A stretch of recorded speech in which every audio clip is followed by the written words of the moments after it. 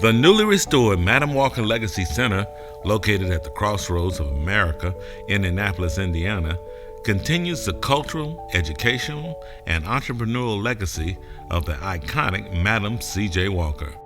Born Sarah Breedlove December 23, 1867, on a Delta, Louisiana plantation, this daughter of former slaves transformed herself from an uneducated farm laborer and laundress into one of the 20th century's most successful self-made women entrepreneurs. During the 1890s, Sarah began to suffer from a scalp ailment that caused her to lose most of her hair. She experimented with many homemade remedies and store-bought products. What resulted was Madam Walker's wonderful hair grower, which is the product that launched her business. By early 1910, she had settled in Indianapolis, which was at the time the nation's largest inland manufacturing center. The four-story block-long Flatiron building, located at 617 Indiana Avenue, originally was planned to house the corporate headquarters and factory of the Madam C.J. Walker Manufacturing Company. But by the time the doors opened, in December of 1927, it had become much more, a forerunner of today's shopping malls, with a drugstore, a beauty salon, a beauty school, a restaurant, professional offices, a ballroom, and a 1,500-seat theater. Madam wanted her people to have the very best. The Walker Building boasts much of its original 1927 architecture, but is more than just a building. An integral part of Indianapolis community, the Madam Walker Legacy Center is a 501c3 nonprofit organization dedicated to preserving the legacy of Madam C.J. Walker by providing cultural education, promoting social justice, supporting entrepreneurship, and empowering youth to become the next generation of entrepreneurs and civic leaders. In January 2018, the Madam Walker Legacy Center, Indiana University, and IUPUI embarked on a new partnership continuing the rich legacy and tradition of Madam C.J. Walker. Critical to this endeavor is the generous grant support of the Lilly Endowment Incorporated, totaling more than $15.3 million, which assisted in the transitional operations and full restoration of the building with state-of-the-art equipment, operational systems updates, and exterior improvements. This historic building is a venue celebrating cultural diversity, rich heritage, and traditions.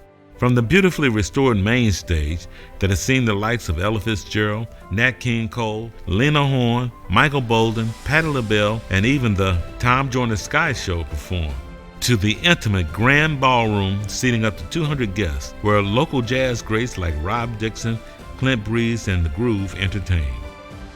The Walker is a sought-after marquee venue ready to deliver magnificently safe experiences in its 850-seat theater, grand ballroom, and smaller meeting and retail spaces.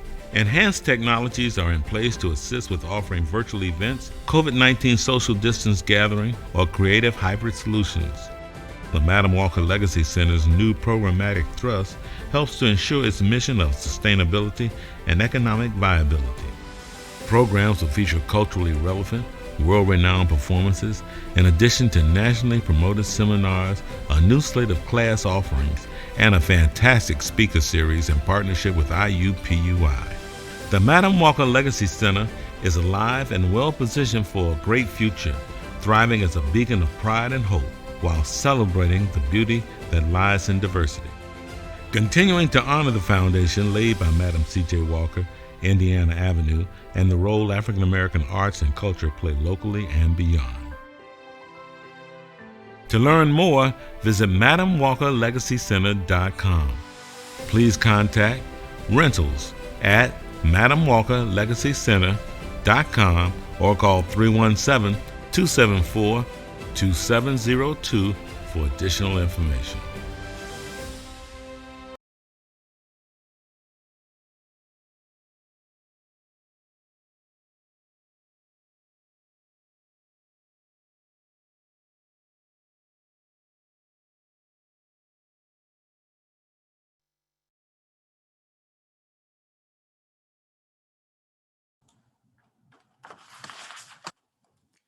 Good afternoon, and welcome to our Martin Luther King Jr. Day of Celebration entitled A Call to Action, Then and Now, hosted by the Madam Walker Legacy Center in partnership with Indiana University, featuring special guests Angela Davis, Alicia Garza, and moderated by Angela Rye. My name is Joyce Rogers, and I am the president and chair of the Madam Walker Legacy Center. I'm also serving as the interim executive vice president for the Indiana University Foundation. And together, the Madam Walker Legacy Center and Indiana University's Office of the Vice President for Diversity, Equity, and Multicultural Affairs has partnered to bring you this historic event today.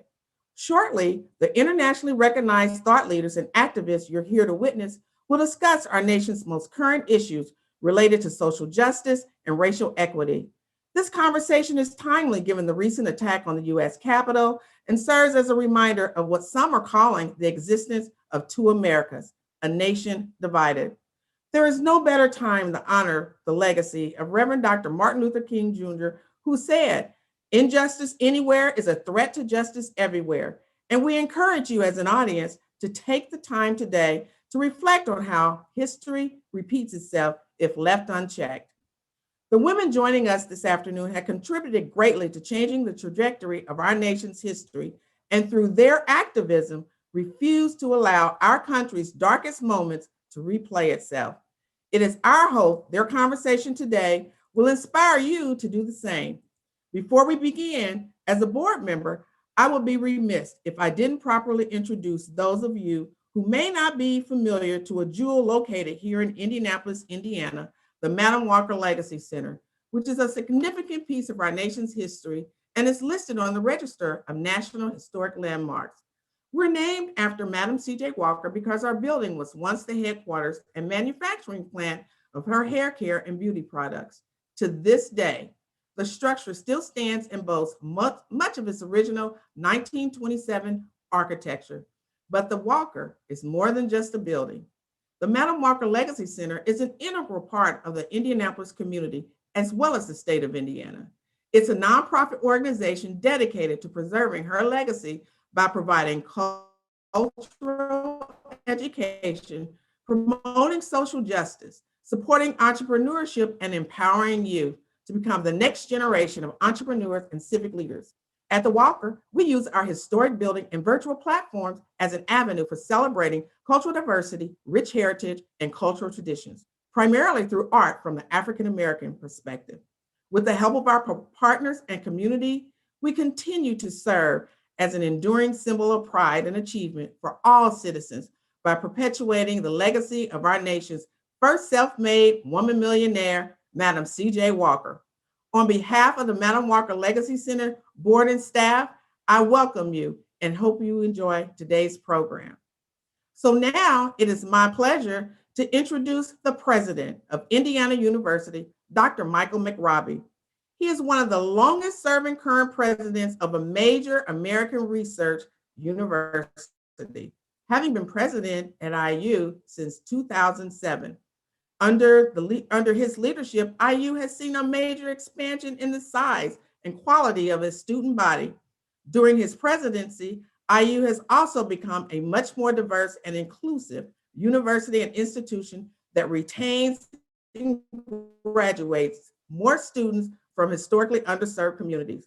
Among the many honors President McRobbie has received is the International Citizen of the Year Award for outstanding contributions to the globalization of Indiana. He is also a recipient of the Anti-Defamation League's Man of Achievement Award, which recognizes individuals who have demonstrated exceptional commitment to community, justice, and equal opportunity. I am just so pleased to welcome to the screen the 18th president of Indiana University, Dr. Michael McRobbie. Thank you for joining us today for Indiana University's observance of Martin Luther King Day, highlighted by this day-long conference on diversity and social justice. Dr. King said in accepting the Nobel Peace Prize in 1964 that he had the audacity to believe that peoples everywhere can have 3 meals a day for their bodies, education and culture for their minds, and dignity equality, and freedom for their spirits. More than 55 years after Dr. King spoke these words, our world has changed dramatically. But as we are all too aware, for many people in the world, these needs of body, mind, and spirit are sadly still far from adequately met. Dr. King's call for equal access to life's basic physical necessities, for access to education, and for dignity and freedom was a clarion call for a commitment to equality for all. And while great progress has been made over the ensuing years, the deeply disturbing events of the last year clearly demonstrate that much work remains to be done and that we must continually reaffirm our commitment to equality, freedom, and dignity for all. The brutal and violent death of George Floyd and the far too long list of Americans of color who have lost their lives in acts of violence have caused all of us to feel deep anguish, sadness, frustration, grief, and anger. These tragic incidents are powerful reminders of our special obligation to do all we can to ensure that our campus communities are places where differences of all kinds, whether of race, ethnicity, or belief, are respected, valued, and protected, and where hatred, bigotry, and intolerance will be powerfully condemned. In 1963, Dr. King delivered his iconic, legendary, and powerful I Have a Dream speech at the March on Washington at a time when our nation was at a pivotal point in its history. More than half a century later, acts of violence against people of color and the disgraceful, chilling, and extremely troubling events that have just unfolded earlier this month at the US Capitol in Washington clearly illustrate that we are once again at an inflection point in our nation's history. The scenes of insurrectionary violence and chaos at the US Capitol, which disrupted a key moment in our country's peaceful transition of power, are not a proper reflection of who we are as Americans, and they certainly do not reflect the spirit of civility and respect that Indiana University and other leading colleges and universities across our nation seek to foster among students and other members of their educational communities. We join many others across the country in condemning these shameful and disgraceful activities in the strongest possible terms. The commitment to equality and dignity for all are fundamental to the nature of Indiana University and its educational mission. In June of last year, I reported to the trustees of Indiana University on 5 areas in which Indiana University would be and has taken more action.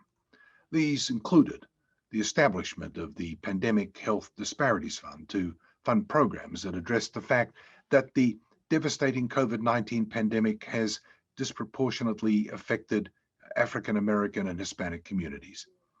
The announcement of a $7 million grant received by the IU School of Medicine to help the school educate medical students to better care for underserved populations.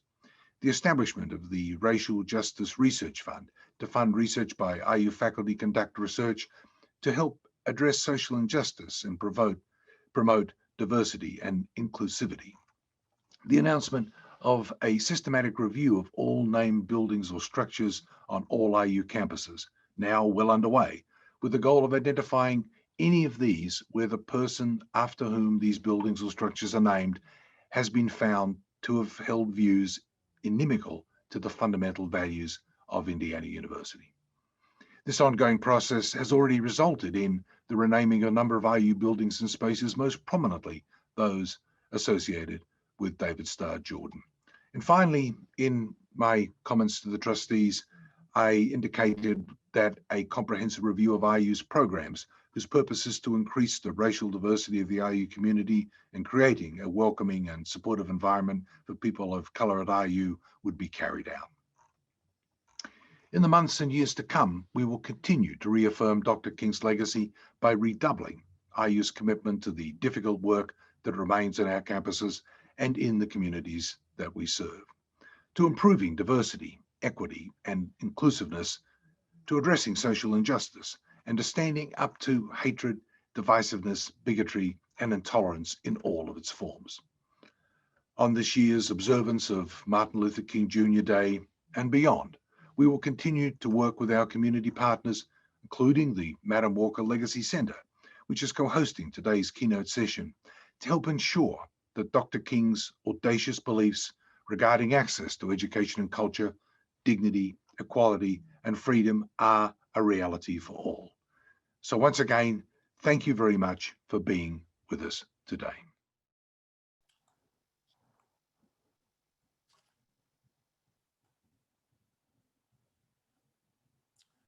Within this past year, we have truly been through some trying times, from a global pandemic, then uprooted the lives of many, to ongoing protests in the wake of the death of George Floyd. But these events and others have renewed important conversations about social justice and inequality, serving as an opportunity to promote change throughout the country and here in Indiana. To get today's valuable conversation started, it is my pleasure to introduce to you our moderator, Angela Rye, Principal and CEO of Impact Strategies, a political advocacy, social impact, and racial equity firm based in Washington, D.C. As an award-winning host, social justice advocate, lawyer, commentator, and self-described empowermentor who embodies what it means to be a bringer of truth. We're excited for Angela Rye to host Real Talk today about social justice, politics, culture, and history, sparking much needed conversation about the state of America. As she does on her weekly podcast, On One with Angela Rye, and as a commentator on CNN. Ladies and gentlemen, please welcome Miss Angela Rye. Thank you so much, Joyce. It is a pleasure to be here with you and to President Michael McRobbie for having me on behalf of the iconic Madam Walker Legacy Center located in Indianapolis and Indiana University. It is my pleasure to be here with you all. I wish it could be in person, but alas, we need to be safe. I will be moderating today's conversation, and I couldn't be more thrilled. As we celebrate the legacy of Martin Luther King Jr., we do so against a backdrop of great division in this country. As Joyce earlier shared, in the face of this adversity, Dr. King's ideals of racial equality, diversity, and love are more important and relevant than ever. As we honor Dr. King's Day, as we honor Martin Luther King Day, we do so with two dynamic women who I am just thrilled to share space with today. Dr. Angela Davis and Alicia Garza, one who I was named after, one who has become one of my very best friends. We do this with this program today called A Call to Action Then and Now, which underscores a very important sentiment. And I can't think of a better way to uplift his legacy than with these two wonderful women. Through her activism and scholarship over many decades, Dr. Angela Davis has been deeply involved in movements for social justice around the world. Her work as an educator, both at the university level and in the larger public sphere, have always emphasized the importance of building communities of struggle for economic, racial, and gender justice. Professor Davis's teaching career has taken her to San Francisco State University, Mills College, and UC Berkeley. She's also taught at UCLA, Vassar, Syracuse, the Claremont Colleges, and Stanford University. Most recently, she spent 15 years at the University of California, Santa Cruz, where she is now Distinguished Professor Emerita of History of Consciousness, an interdisciplinary PhD program, and of feminist studies. Dr. Davis is the author of 10 books and has lectured throughout the United States, as well as in Europe, Africa, Asia, Australia, and South America. In recent years, a persistent theme of her work has been the range of social problems associated with incarceration and the generalized criminalization of those communities that are most affected by poverty and racial discrimination. She draws upon her own experiences in the early 70s as a person who spent 18 months in jail and on trial after being placed on the FBI's 10 most wanted list. She's conducted extensive research on numerous issues related to race, gender, and imprisonment. Her recent books include Abolition Democracy and Are Prisons Obsolete? About the abolition of the prison industrial complex, a new edition of Narrative of the Life of Frederick Douglass, and a collection of essays entitled The Meaning of Freedom. Her most recent book of essays, called Freedom is a Constant Struggle, Ferguson, Palestine, and the Foundations of a Movement, was published in February 2016. She's a founding member of Critical Resistance, a national organization dedicated to dismantling the prison industrial complex. Internationally, she's affiliated with Sisters Inside, an abolitionist organization based in Queensland, Australia, that works in solidarity with women in prison. Like many educators, Dr. Davis is especially concerned with the general tendency to devote more resources and attention to the prison system than to educational institutions. It is such a pleasure to have Dr. Davis, Dr. Angela Davis, join us today. Dr. Davis, the floor is yours. But you got to come off mute first. The trials of Zoom, everybody. I know. As much as I keep telling myself, unmute. Well, first of all, thank you so much, Angela. And to the organizers of this event at Indiana University and the Madam Walker Legacy Center, I want to thank you for inviting me to participate in your observance of Dr. Martin Luther King Jr. Day this year. I'm really especially happy to join my friends Angela Rye and Alicia Garza. As we think about the importance of the mid-20th century Black freedom movement, because this is what we celebrate when we observe MLK Day, we see ever increasing evidence that today, the past and the future seem to be locked in violent struggle. Will the past prevail, or will the future unfold as a radical rupture with the racism, the patriarchy, the colonialism, the slavery, the racial capitalism that have shaped the past?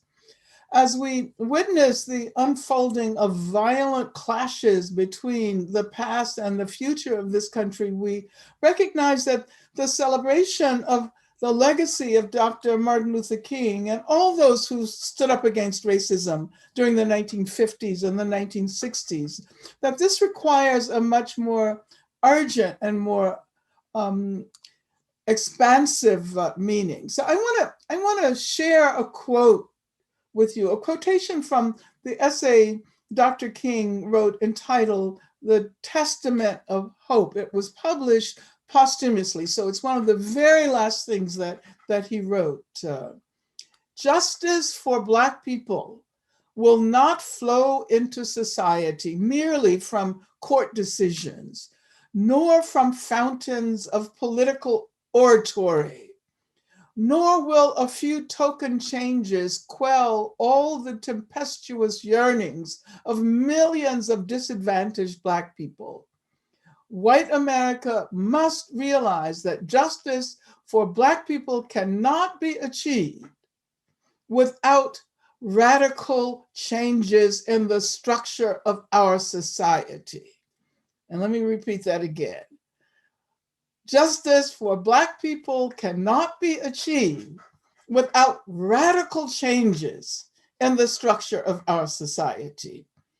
And he continued by saying, the comfortable, the entrenched, the privileged cannot continue to tremble at the prospect of change in the status quo.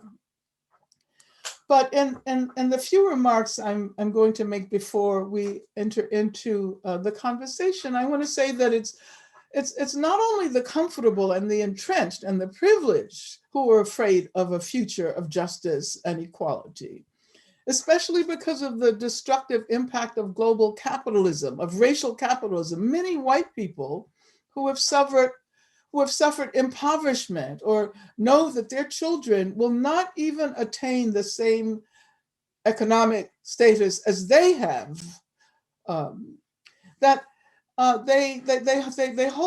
they've been led by the person who has occupied the office of the presidency for the last 4 years. Only 2 more days. We're thankful for that.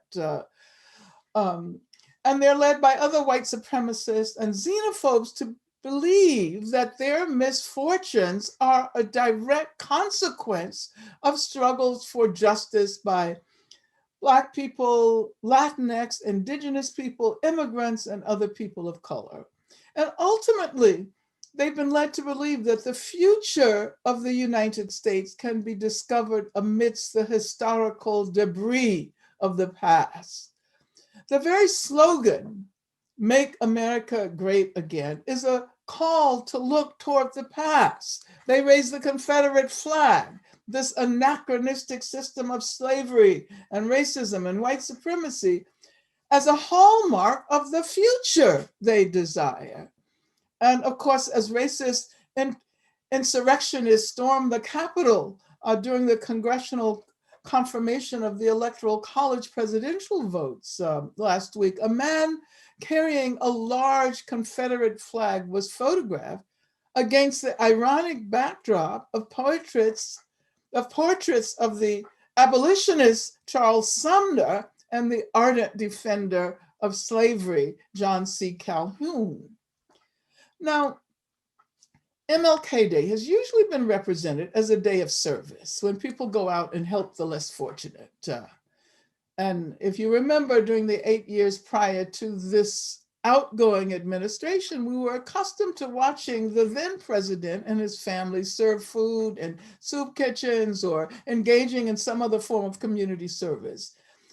And yes, this kind of service is important and necessary.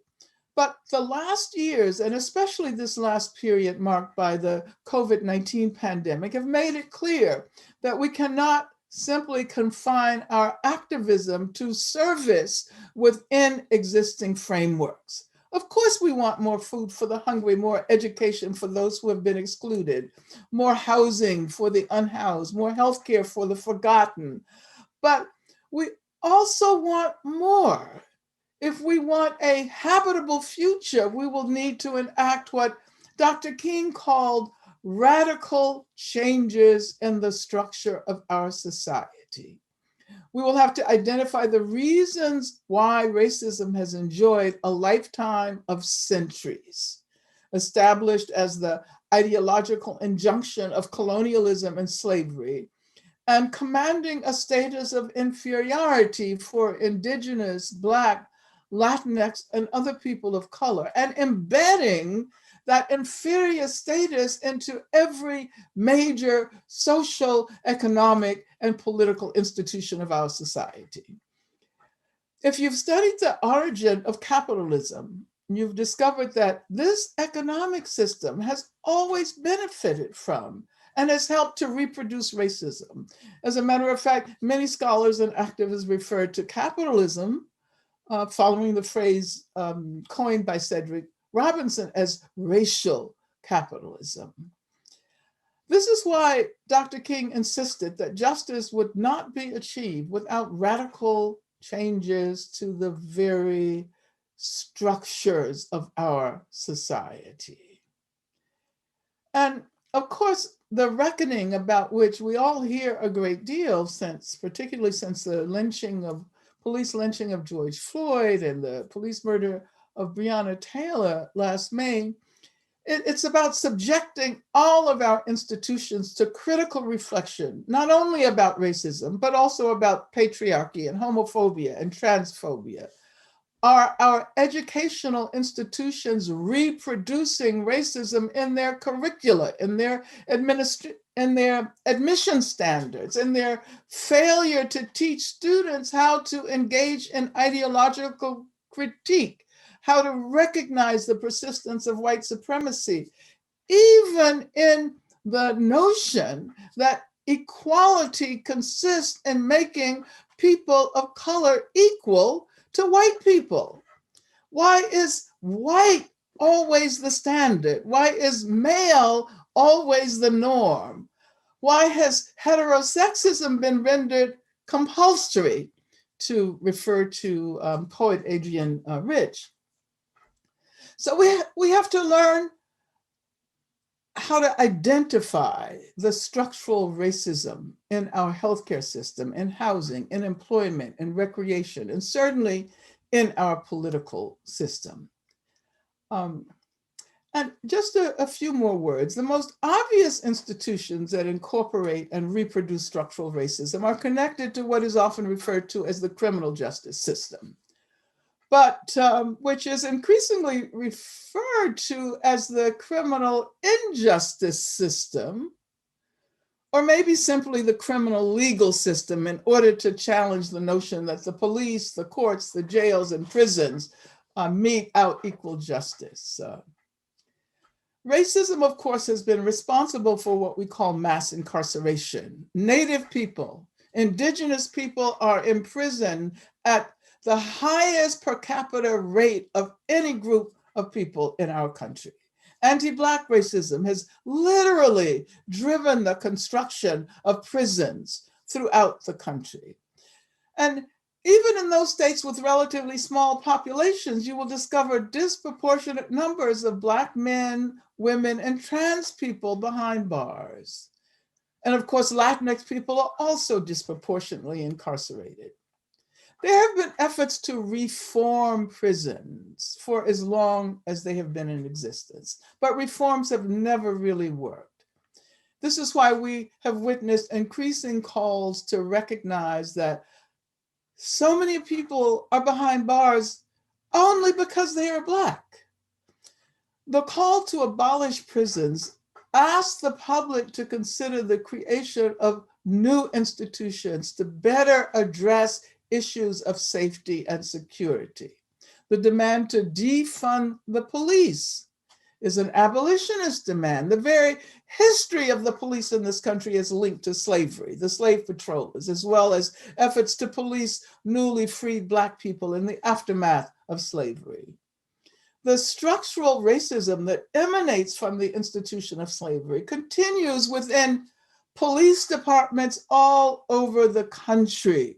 The call to defund the police urges us to imagine new institutions that do not rely on violence or armed human beings. For example, calling 911 when a person is in a mental health crisis simply criminalizes psychological problems and often ends up with the injury or death of the person in crisis. So why can we not create new agencies specifically designed to provide aid and assistance by professionally trained people?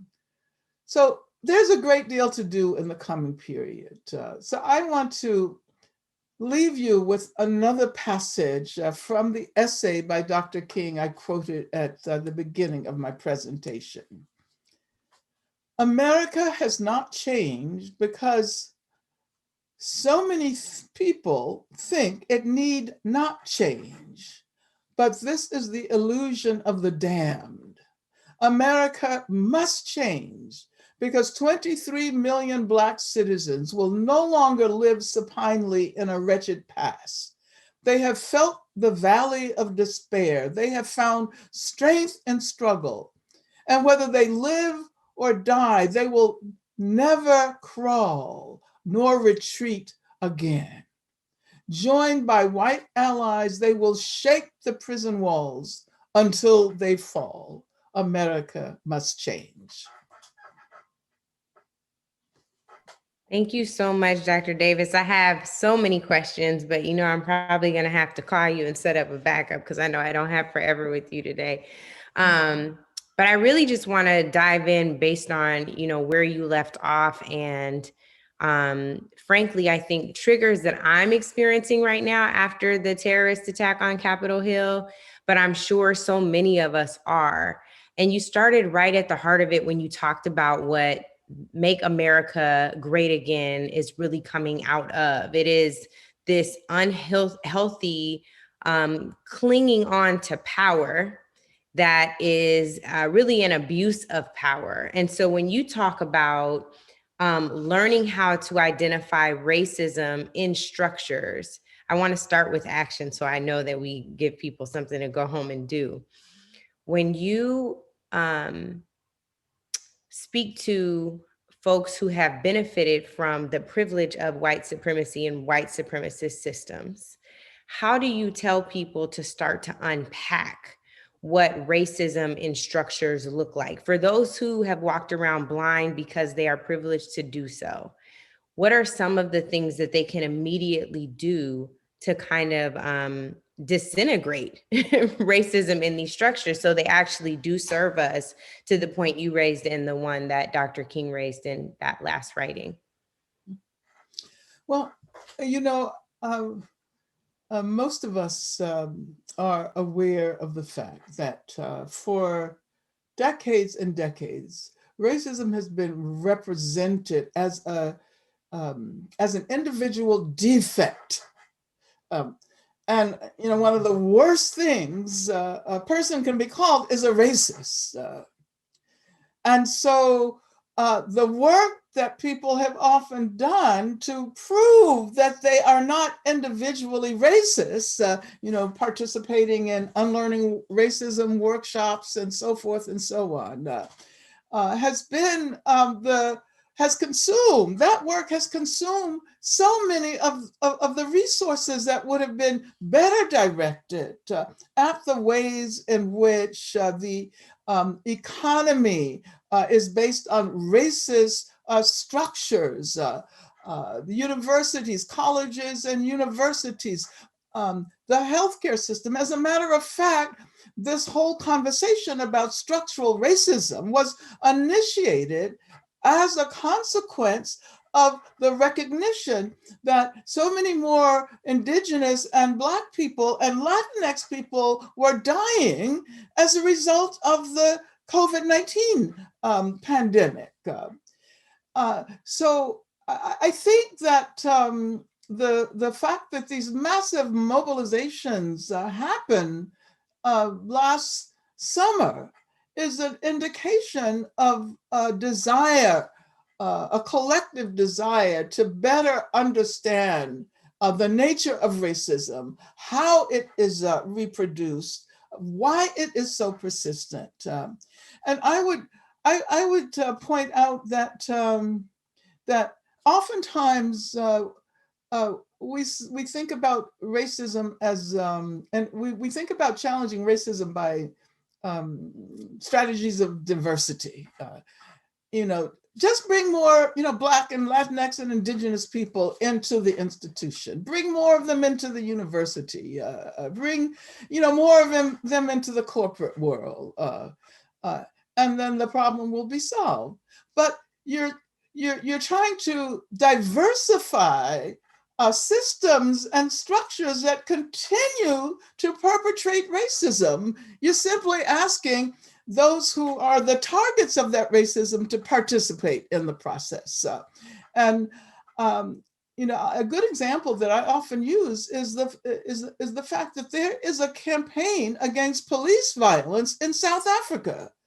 And they are confronting the legacies of apartheid.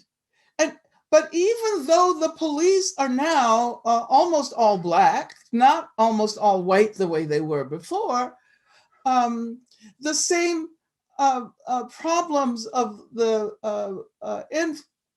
inflicting violence on communities of color, on Black people, Asian people, et cetera, this continues to exist in South Africa because it is embedded in the very structures of policing, even though the actors are Black. We have a long way to go.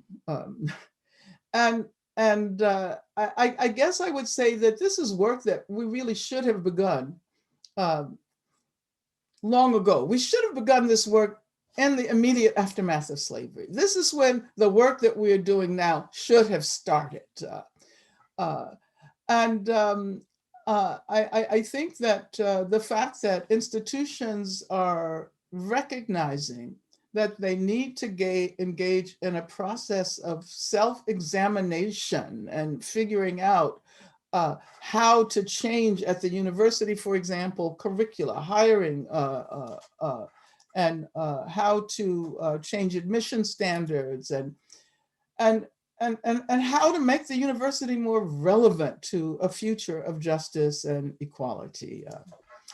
I think I'll stop there. It was a big question.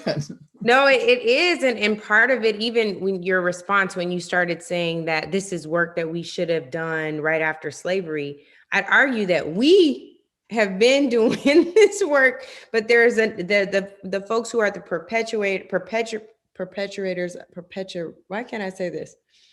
Perpetrators of the system have not done the work. And as a result, to your point last summer, and I'm so glad you brought that up, all of a sudden in the year 2020, people can see very clearly COVID-19 has a disproportionate impact on people of color. All of a sudden, Black Lives Matter, Alicia wasn't arguing anymore. People all of a sudden got it to the point where it was in email signature blocks and, you know, on basketball courts. And now all of a sudden it's okay to take a knee on the football field. And so then the question becomes, what next? Because it was popular for a minute and now even some of that is going down. And then they want to blame Black Lives Matter protesters and activists and others for why people lost elections and using defund the police. Now all of a sudden we can talk about defund because they're involved with the white supremacist terrorists on the Hill, right? So like, and you mentioned this too, you talked about formulating new agencies, which is really some of what defund was about. How do we make this? I don't even know if we should be aiming to make it more acceptable, more digestible, given the fact that Dr. King called for radical changes, as you said, in the structures of our society. What are the things that we can do to make people understand that radical is the only thing that will result in the shift that ensures our long-term survival, viability, functional, ability going forward? Well, Angela, I think that I think you were hitting the nail on the head when you said that we have to make these ideas more acceptable. I mean, we're always engaged in a campaign to transform marginalized ideas and structures into more mainstream ideas. And let me tell you, as a person who has been an abolitionist since the 1970s, I always assumed that abolition was going to remain a pretty much marginal phenomenon for maybe the next 100 years, maybe 100 years from now, the work that we're doing would begin to turn that idea into a more mainstream idea. And then, of course, what happens is that we see George Floyd lynched. Millions of people participated in a lynching, witnessed a lynching. And I think that at that moment, so many of them realized that despite the dangers of going out and mingling with others in public under the conditions of COVID-19, that they felt compelled to speak out, to disassociate themselves from the police. And I'm talking about white people. We've never seen so many white people participating in anti-racist demonstrations. So yeah, I think it is important to make these ideas more acceptable, but in the process of becoming acceptable, they're always going to be watered down. They're always going to be transformed. And so those of us who are really committed to radical approaches have to recognize that. And rather than, as many people do, complain about the fact that our radical ideas have been co-opted by the status quo, what we have to do is develop more radical approaches, as opposed to criticizing the fact that the corporation defines our ideas in this way that tends to support capitalism. Of course they're going to do that. That is what they're supposed to do. But what our role is to promote the more radical understandings, to do the work, to organize. And I don't know how many times I've said this. The work that really matters is the work that is generally not seen. Of course, mobilizations are important, but those mobilizations only indicate how important the organizing has been. And when all of those people flowed out into the streets to stand up against structural racism, they were doing so because they were somehow touched by organizers. They remembered ideas that they had not really taken seriously. They finally began to feel the impact of that. So the point that I'm making is that during this period, when there's not a great deal of dramatic, visible work happening on our side, it seems like the white supremacists have decided that they want the spotlight now. What we need to do is to continue the teaching, the organizing, the conversations, to bring more people into the fold. And as a matter of fact, I think this is probably the most important period right now, when it appears as if the drama has fallen away. This is the time to enlarge our struggles and our communities, so that the next time we go out in the streets, it will be hundreds of millions of people.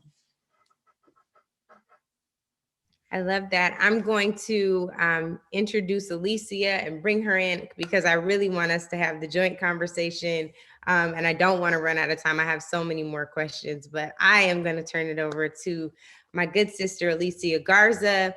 Alicia is the co-creator of Black Lives Matter and the Black Lives Matter Global Network, which now has 40 chapters in 4 countries. She is the author of a new wonderful book, The Purpose of Power. I think you all got it all today. If you didn't, make sure you get one for you, your mom, your dad, your cousins, everybody.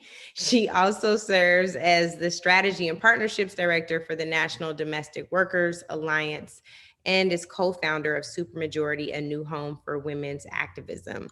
In 2018, the Black Futures Lab conducted the Black Census Project, which is the largest survey of Black communities in over 150 years.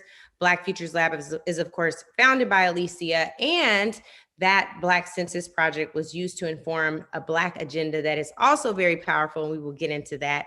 Her activism involves health issues, student services and rights for domestic workers, ending police brutality, anti-racism, violence against transgender and gender nonconforming people of color, and most importantly, that we just matter. Alicia has become a powerful voice in the media and frequently contributes thoughtful opinion pieces and expert commentary on politics, race, gender, sexual orientation, and gender identity.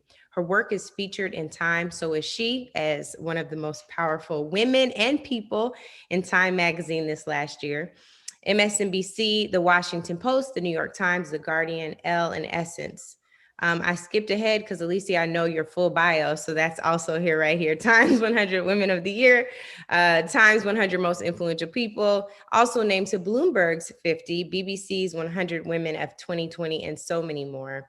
Again, if you don't have the book yet, please pick that book up. She also shares her thoughtful insights on politics and pop culture on her podcast called Lady Don't Take No.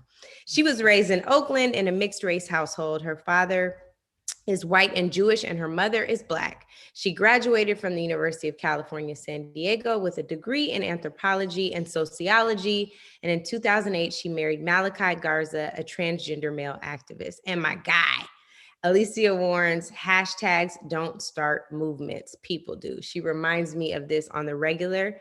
Ladies, gentlemen, distinguished guests, my dear sister, Alicia Garza. Oh, thank you so much, Angela. It's so good to be here with you. Thank you so much to Joyce and the University of Indiana for inviting me.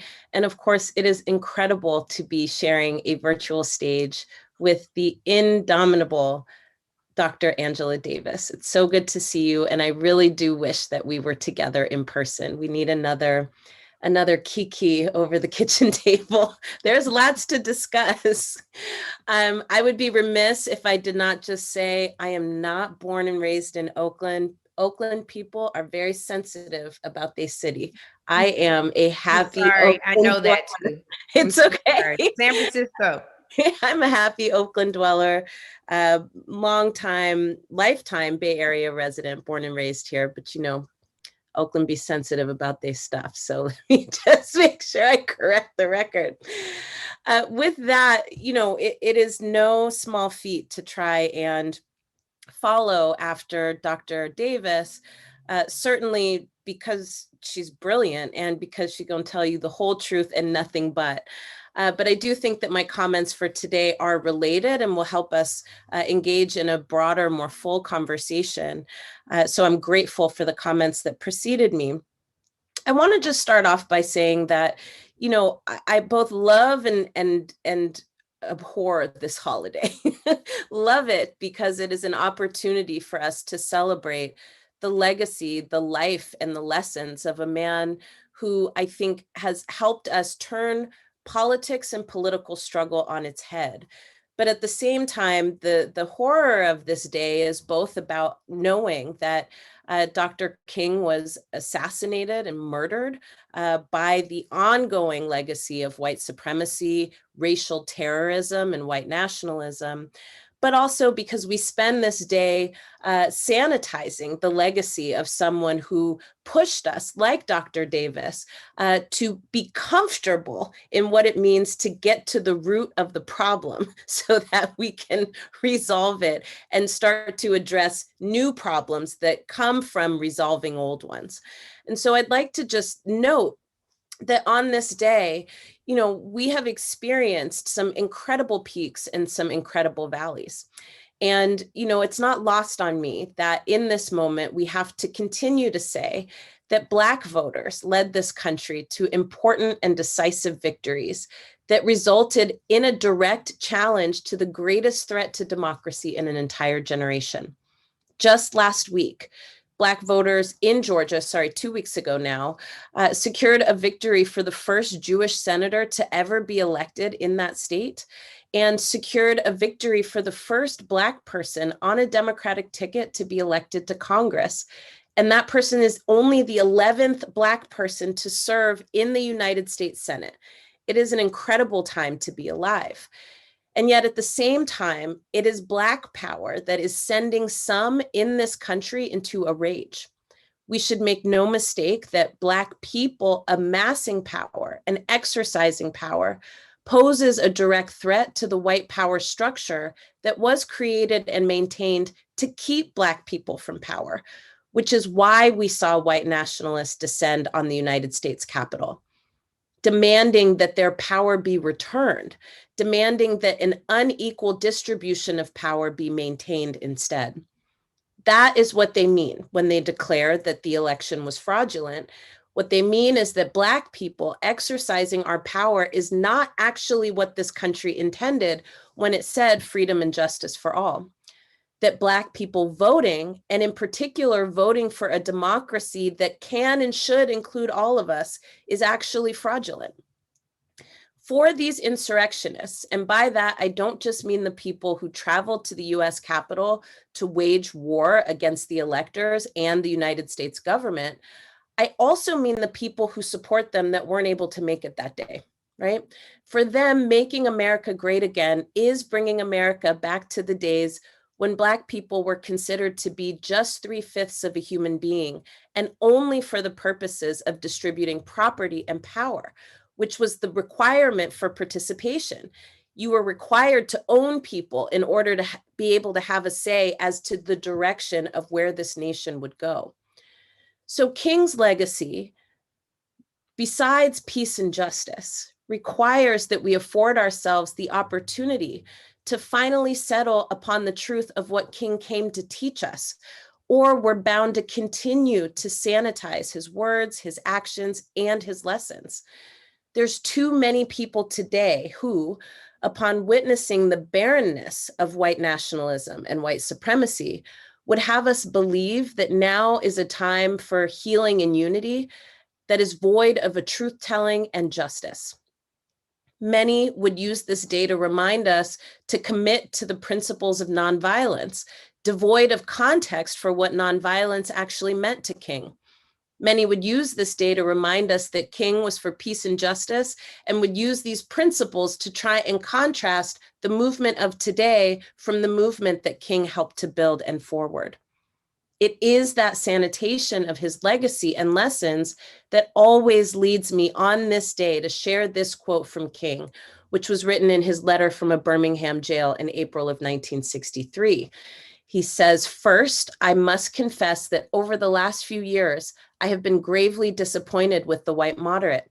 I have almost reached the regrettable conclusion that the Negro's great stumbling block in the stride toward freedom is not the white citizens' counselor or the Ku Klux Klanner, but the white moderate who is more devoted to order than to justice, who prefers a negative peace, which is the absence of tension, to a positive peace, which is the presence of justice, who constantly says, I agree with you in the goal you seek, but I can't agree with your methods of direct action, who paternalistically feels he can set the timetable for another man's freedom, who lives by the myth of time and who constantly advises the Negro to wait until a more convenient season. Shallow understanding from people of goodwill is more frustrating than absolute misunderstanding from people of ill will. Lukewarm acceptance is much more bewildering than outright rejection."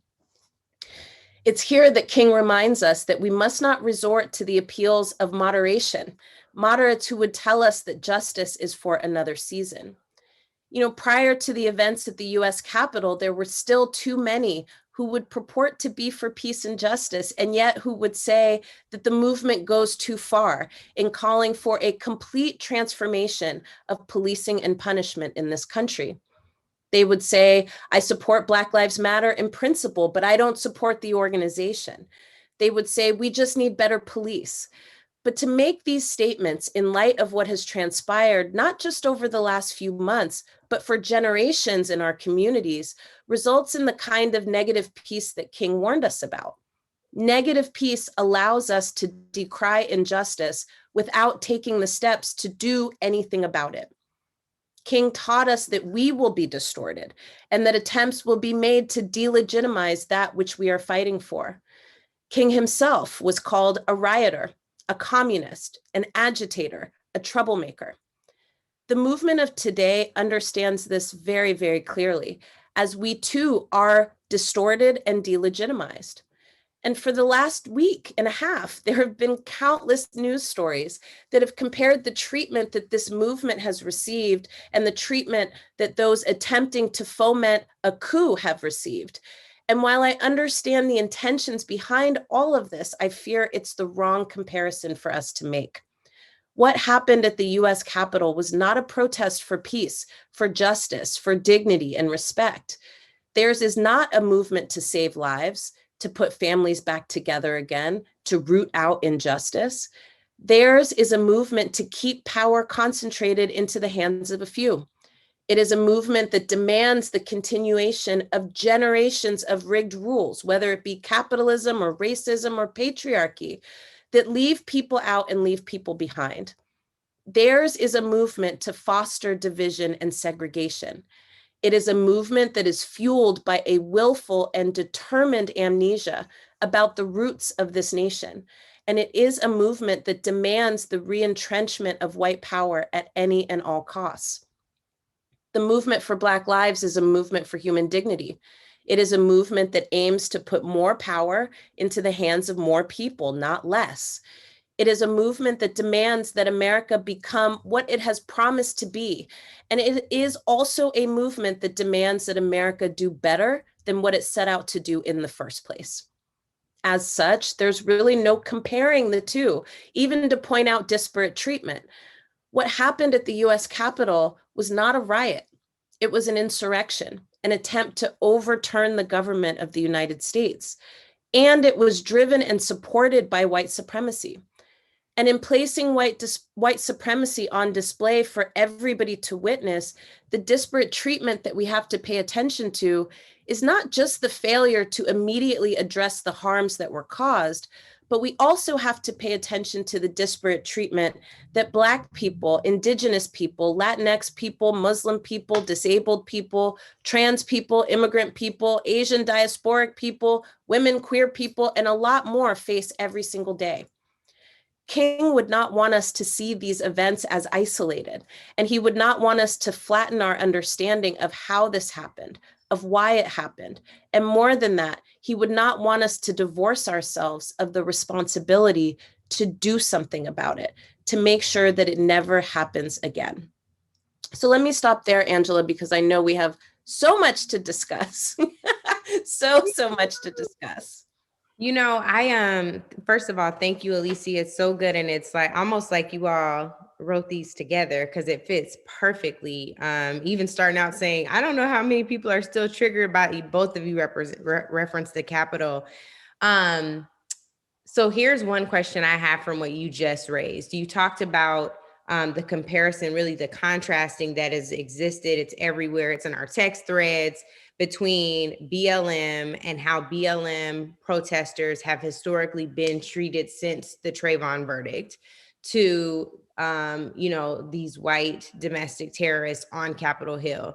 I don't like the comparison either, but sis, I don't know what else to do because it's right in our faces. It's like, can you not see this? Right? So what do we do instead of offering to people who can't see the distinction in how it's being talked about in the media, who can't see the fact that it's like, oh, they just feel like there's actual compassion and empathy being shown for people who they're trying to get to know. There's a whole profile piece, our good friend sent us that is basically exposing that these are not poor white people who are just trying to make minimum wage. These are people who are middle class with radio shows and dads who are judges and all of these things. What do we do besides contrasting for people like how these are not the same things at all? And actually, you should not be receiving death threats, right? You and Patrice and Opal should not be receiving death threats for peacefully saying we matter. What do we do? You see, I'm unraveling already. I know. I know. Well, first and foremost, let me correct one of my earlier statements. I want to thank the Indiana University, not the University of Indiana, and thank you to the Madam Walker Legacy Center.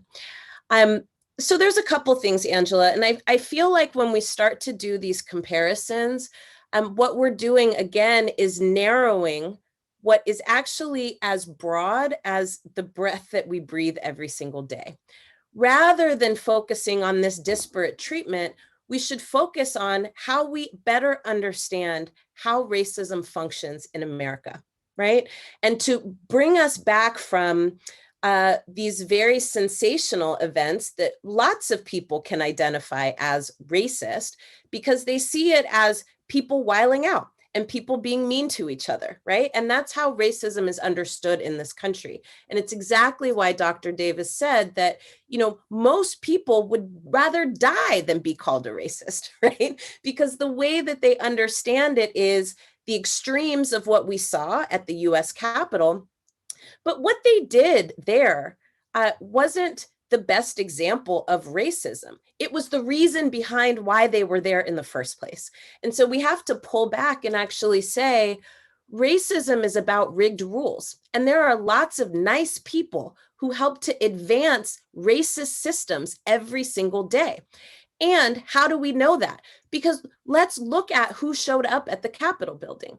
Let's look at the fact that behind this movement to try and overturn the election, that what they're actually saying is, right, we thought we had rigged the rules enough to keep Black people from having this impact. And now we are upset about it because we've lost. So we are trying to take back what we think is unjustly being taken from us. And when they say unjust, they mean Black people don't deserve to have this much power, right? Those are the conversations that we need to be having. And I can tell you, just from having those conversations in my own family, that it is not apparent to people, right, how and why racism functions in this country the way that it does. People think that racism is about police unleashing dogs on peaceful protesters, right? But that is not what racism is. That is a maintenance of racist systems, right? And our state will always result to violence if it cannot control by consent. But most of the time, right? Most of the time, the way that these systems are upheld is literally by the amnesia in this country, where we continue to say things like, racism is about these isolated incidents where people while out and act crazy, as opposed to the impacts of rigged rules on our everyday lives. Yeah, so I think that's actually what we need to keep focusing on in these conversations. And that's how we'll be able to pull apart, the distinctions here among what was happening with the US Capitol Police, why people are saying this was an inside job. We can pull out the distinctions here of what was the character, the class character, the racial character, the gender character of the people who showed up there. And those are the kinds of profiles I actually want. I don't want to do any more profiles of people who we're trying to understand why people are racist. No, I actually want to better understand who these folks are so that we can get a clearer picture of what we're dealing with. Otherwise, we will always default to this notion of, well, we should just reconcile without actually getting to the truth and the heart of the matter in the first place. That's also a great point, Alicia. Really quickly, I want to just shout out Alelia Bundles, who is the great-great-granddaughter of Madam CJ Walker, and she's actually here. And she just wanted everyone to know that Madam CJ Walker was not just an entrepreneur, she was also a political activist in the anti-lynching, women's suffrage, and civil rights movements. And of course, we definitely want to give her, pay her honor and her respect. And Alelia, we love you and support you. So thank you for being here. I want to go now because, transition, we've been in transition, even with this terrorist attack on the Hill, which is what brought it about for some time. And of course, we have inauguration on Wednesday. And as we think about the inauguration and we think about the great work of Dr. King and how he worked with administrations, we know that sometimes in engaging with presidential administrations, it wasn't always an easy road. And I think, Alicia, this is a great transition moment to talk about the importance of ensuring that there is still a Black agenda that we are pushing. That was not just electoral work you were doing. That was something that is about our placement and our advancement in society, to your point about dealing with structures and not just talking about people wilding out. They will also wild out in policymaking. And so to that end, I want you to just talk about the work you're doing with Black Futures Lab around an agenda, because to the question I asked Dr. Davis initially around action, I want to make sure people have something they can do when they leave here. It's not just about remembering Dr. King's speeches, it's also about remembering his action and the calls to action. So if you would give us some marching orders around the Black agenda. Well, absolutely. And as we're moving into, hopefully, a transition in power, the very first question that we have to take on is, what is it that we will require this administration to do as a result of our communities helping to push it over the finish line? And I can tell you that before the events of the US Capitol, or at the US Capitol, I was very concerned, and I still am very concerned, that for too many of us, we're like, thank you, Black voters. Now we can go back to doing exactly what we were doing before, which wasn't a lot for Black folks, and it wasn't a lot for folks who are being left out and left behind. And in fact, there were deliberate calls, right, to be moderate, to say, we can't talk about, defunding the police. We cannot talk about healthcare because that's going to alienate a lot of voters. And I want to just say, for the record, it's just not true. It didn't actually play out in the elections. And we have to make sure that we are keeping the pressure and the fire going, because as Dr. King said, we have a fierce urgency of now. What happened at the Capitol building, in my opinion, it was indicative, right, of what this next period will look like. I grew up in a period, and I talk about this in my book, I grew up in the period of Timothy McVeigh, right, and the Unabomber, and people who were intentionally attacking the structures of government, frankly, because they thought that Black people and other people who were considered to be minorities, right, were getting too much, right?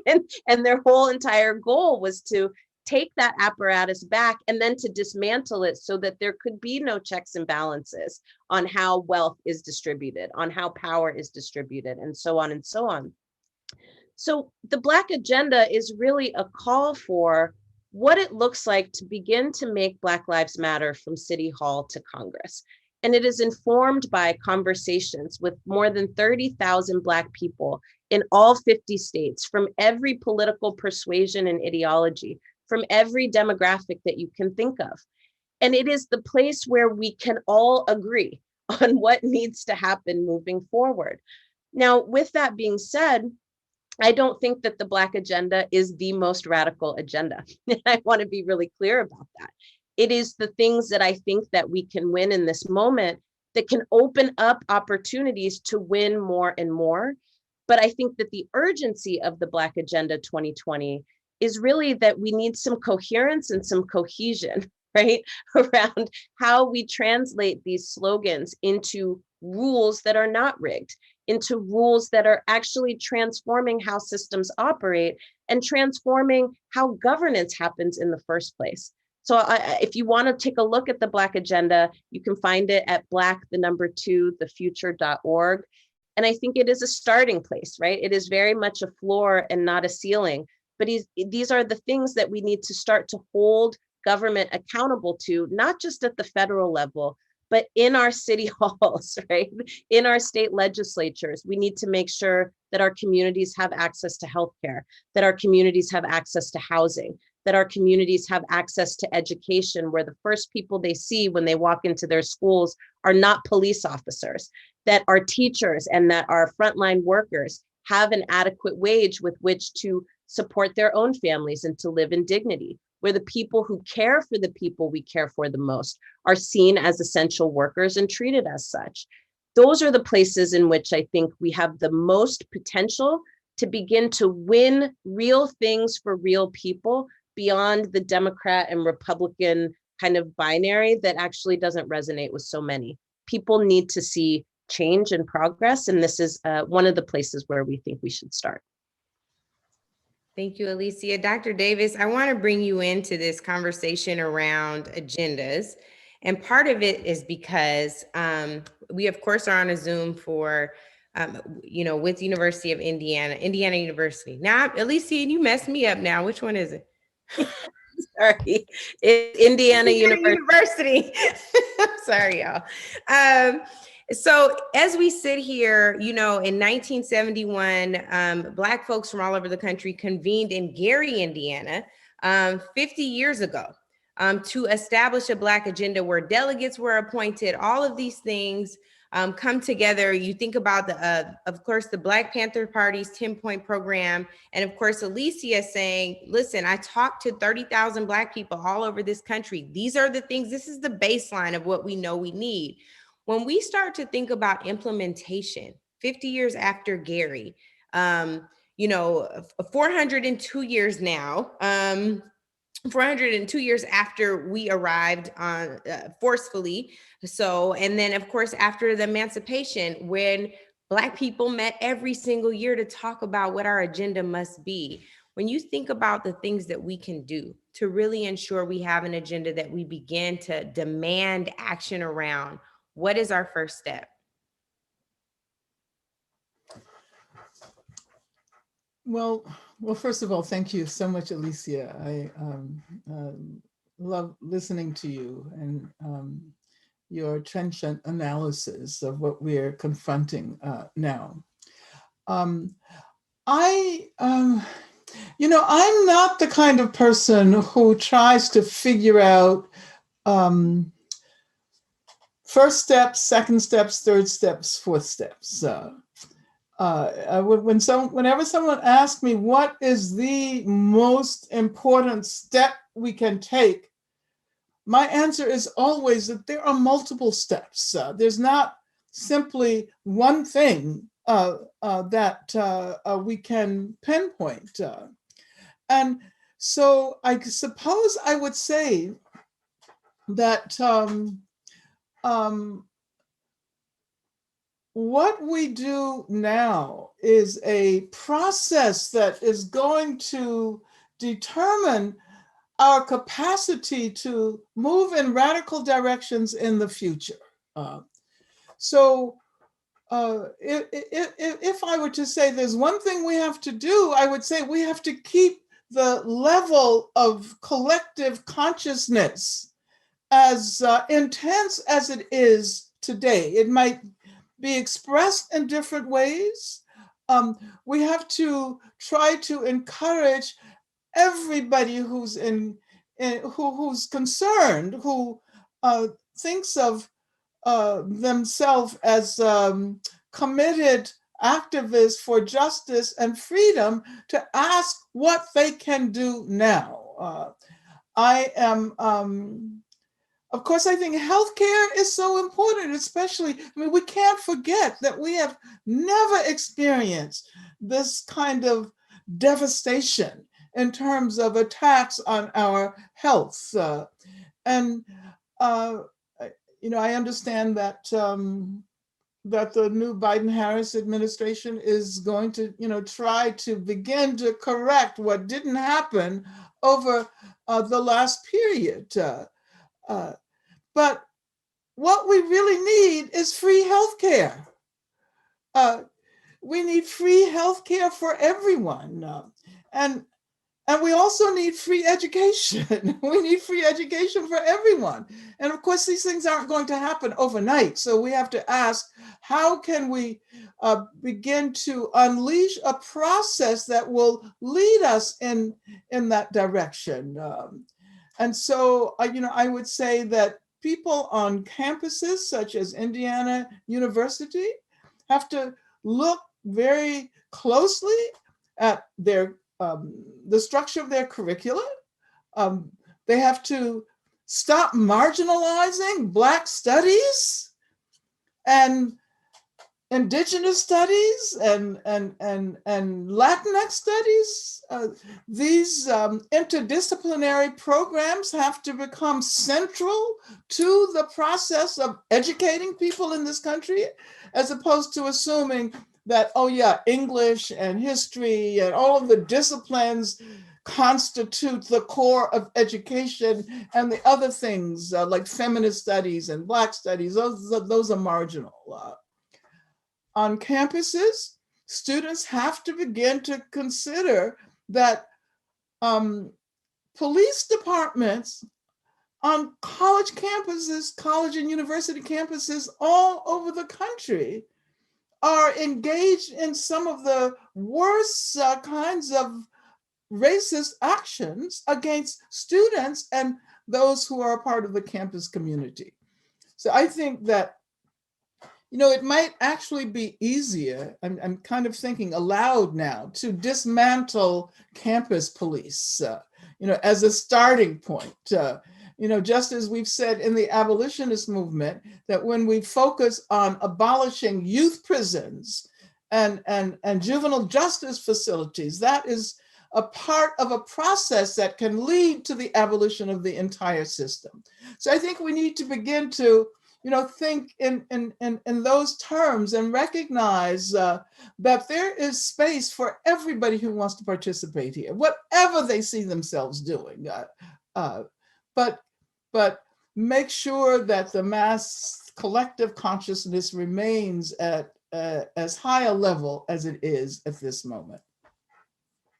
Thank you. Yeah, I understand the frustration with the challenges even with the steps. I just wonder often, especially over the summer, Alicia, and you know this well, trying to get people to align behind one agenda, or at least like, okay, where are the commonalities? And instead of us being able to focus in on what the commonalities are, people want to splinter off and do their own thing. So when we consider what it would look like to start somewhere, doesn't have to be a first step. Maybe we start with 5 or 10, like the Panthers, just like, what do we do? How do we, Alicia, and Dr. Davis, where do we start there? Like they're about to be sworn in. There are progressives and environmentalists and women's groups and Jewish groups, all of which have organized around a similar platform to present to the administration. And I am concerned from what I've seen, personally witnessed, and from what I've heard, that we're a little behind there again. You know, so how do we, when you start saying, this is where we do the work, right? Dr. Davis is like, this is where we should have started after slavery. Now, here's an opportunity again. Yep. I mean, I think for me, it's less important that we're all doing the same thing and more important that we're all on the same page. And so part of what I think we want to avoid in this moment is doing that thing we do under more friendly administrations, where we kind of try to make a race to the table as opposed to making it a race to set the menu and set the agenda. I think, Angela, as frustrated as I get with the calls for moderation, what I can say is that those calls wouldn't exist if we weren't making incredible progress. And I have to remind myself of that all the time. Every door that is closed in my face, I'm saying to myself, well, it's because they are terrified of what happens when we bust through that door, because they know we're going to do things a little bit differently. So for me, Angela, I really think that it's about making sure that we're in coordination. You know, I run 2 organizations that are doing very specific things. And I'm not going to be doing the exact same thing that the Movement for Black Lives is doing. But you know what? We talk to each other every single week to get on the same page so that we're not undercutting each other and we're not trying to jump the line from each other, trying to race towards a seat at the table when we know good and darn well that actually what we need to do is flip this table over and have a whole different way of approaching this. The other thing I think is really important, though, to this end, Angela, is really making sure that we are engaging. It would be easy in this moment to get frustrated and throw our hands up. And I'm going to tell you, I want to do it every day. And you know, I'm in your phone, cussing, getting mad in my feelings about what they're not doing and how they're not going far enough and they're not moving fast enough. But the thing for me, Angela, is that everything we leave on the table, we are leaving for somebody else to eat. And so what we have to be clear about over and over again is that we're not trying to be homies here. We are trying to lead in this moment. And there are millions of people for whom they don't get to have these conversations. And that is the problem. So we need to continue to open up the space for more people to be able to weigh in, to participate, to have their story told, and to let their story be shaping what it is that we are pushing. I try to remind myself that I am carrying the stories of millions of people, right, for whom they don't get to do what I'm doing every day, all day, right? They are trying to keep a roof over their heads. They're trying to get some childcare so they can go to work and make money, right, and make ends meet. So we have an incredible responsibility to keep feeling that fierce urgency of now, to keep opening up space for bigger and more radical ideas, to not be afraid of telling the truth at all points in time, no matter who it's going to piss off. And frankly, not being afraid to have honest conversations with this administration, both about what they're doing well. We got to do that. We got to give them their propers when they do the right thing, but also talking about what they're not doing well and how they need to do it differently. That is actually the process of governance. It is coming up with processes, right, to continue to be able to distribute resources in a different way. Right now, resources are consolidated into the hands of a few people, and the rest of us are fighting over what we consider to be scraps. This is the richest country in the world. There is plenty for everybody. And so if we are advancing in that way and understanding that, we as people who are trying to make change are also not fighting for scraps, right? Then I think it allows us to have a different orientation to this moment. The last thing I want to say here is that I hope that our first order of business, beginning on Wednesday and moving forward, is to see ourselves as leaders. I think too often we give up our power to other people, and then we say we don't have the power to change it. so I'm just going to go back to what I was doing and I'm going to be mad. Actually, in this moment, I can guarantee you, none of these people know what to do. None of them. So yes, they are picking all these appointees and doing all these things, but I will guarantee you, we are in a moment that nobody has experienced before. And so there is the need for leadership from our movements, from people who haven't been at the table. We shouldn't assume that there's already something locked in place. So keep imagining, keep building, and keep seeing ourselves as the architects of the democracy that we deserve. That's beautiful, Alicia. Well said. Dr. Davis, I want to come to you.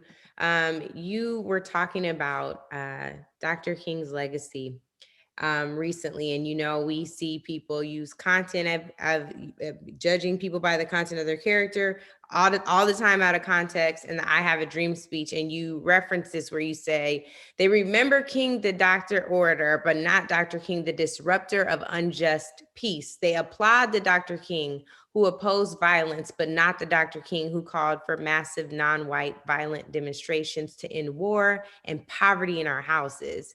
They applaud his 1963 I Have a Dream speech, and that's the only thing that many people know. They applaud his 1963 I Have a Dream speech, but forget how, as he told us in a Christmas sermon on peace, not long after talking about that dream, I started seeing it turn into a nightmare.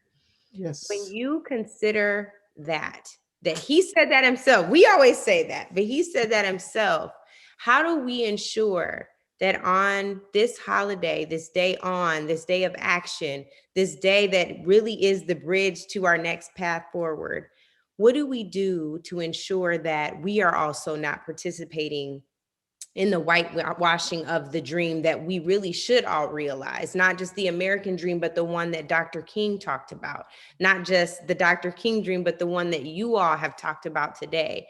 What do we do to ensure that we move forward in a way that is beneficial to all people of color and all marginalized communities?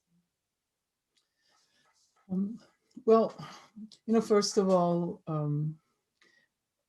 since we have this day, and since we struggle for this day, people should not forget that this day was not given to us.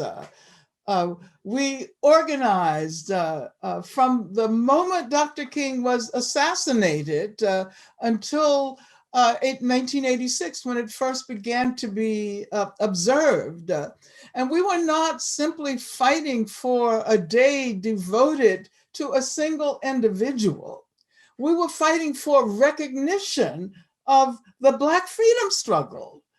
We were fighting for recognition of the Black women who made it possible for someone like Dr. King to emerge as the spokesperson of the mid-20th century freedom movement.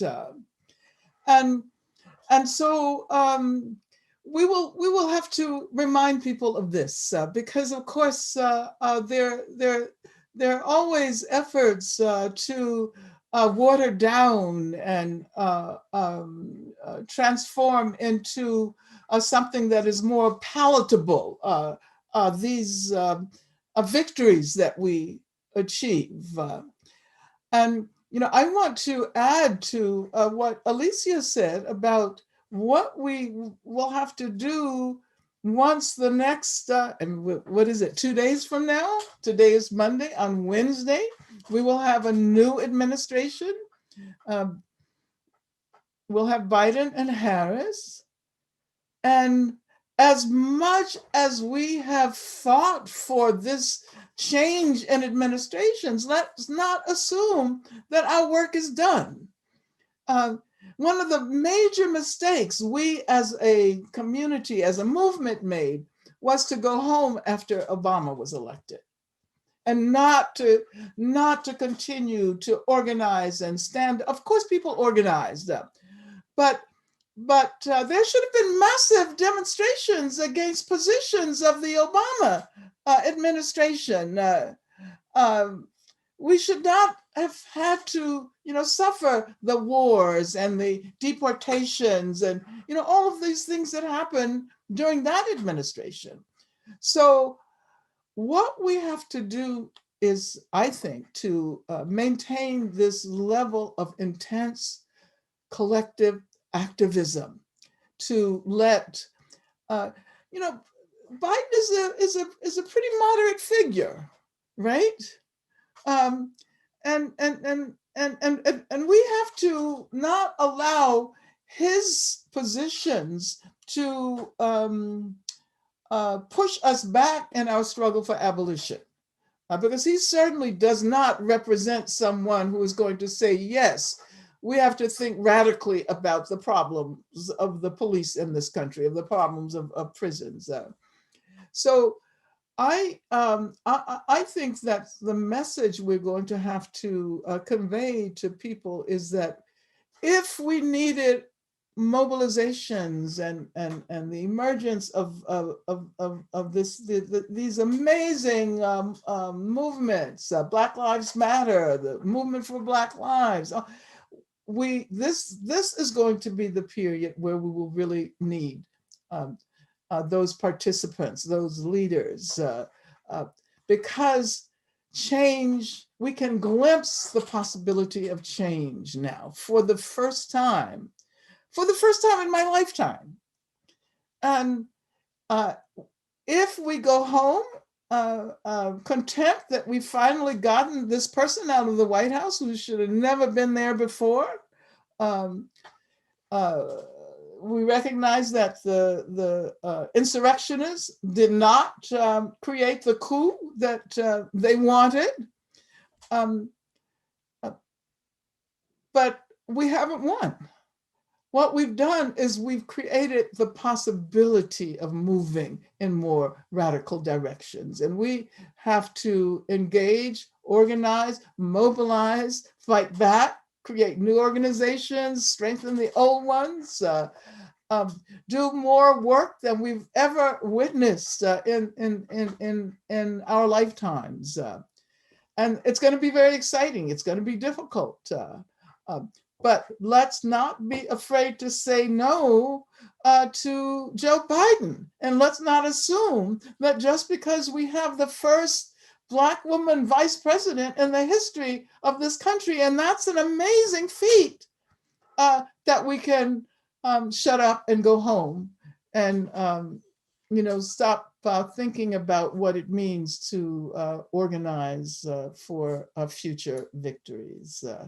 I think this period, it can be really exciting because we won't simply be on the defense. We've been on the defense for too long.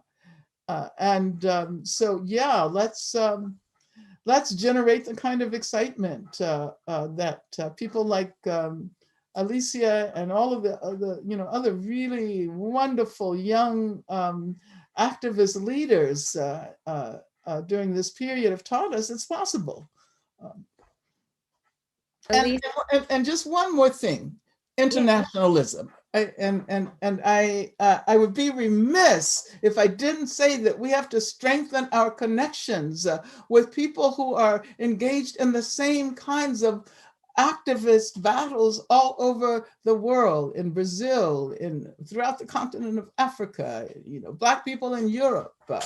So let's not forget that we are a part of a planet that is striving to move toward justice, equality, and freedom.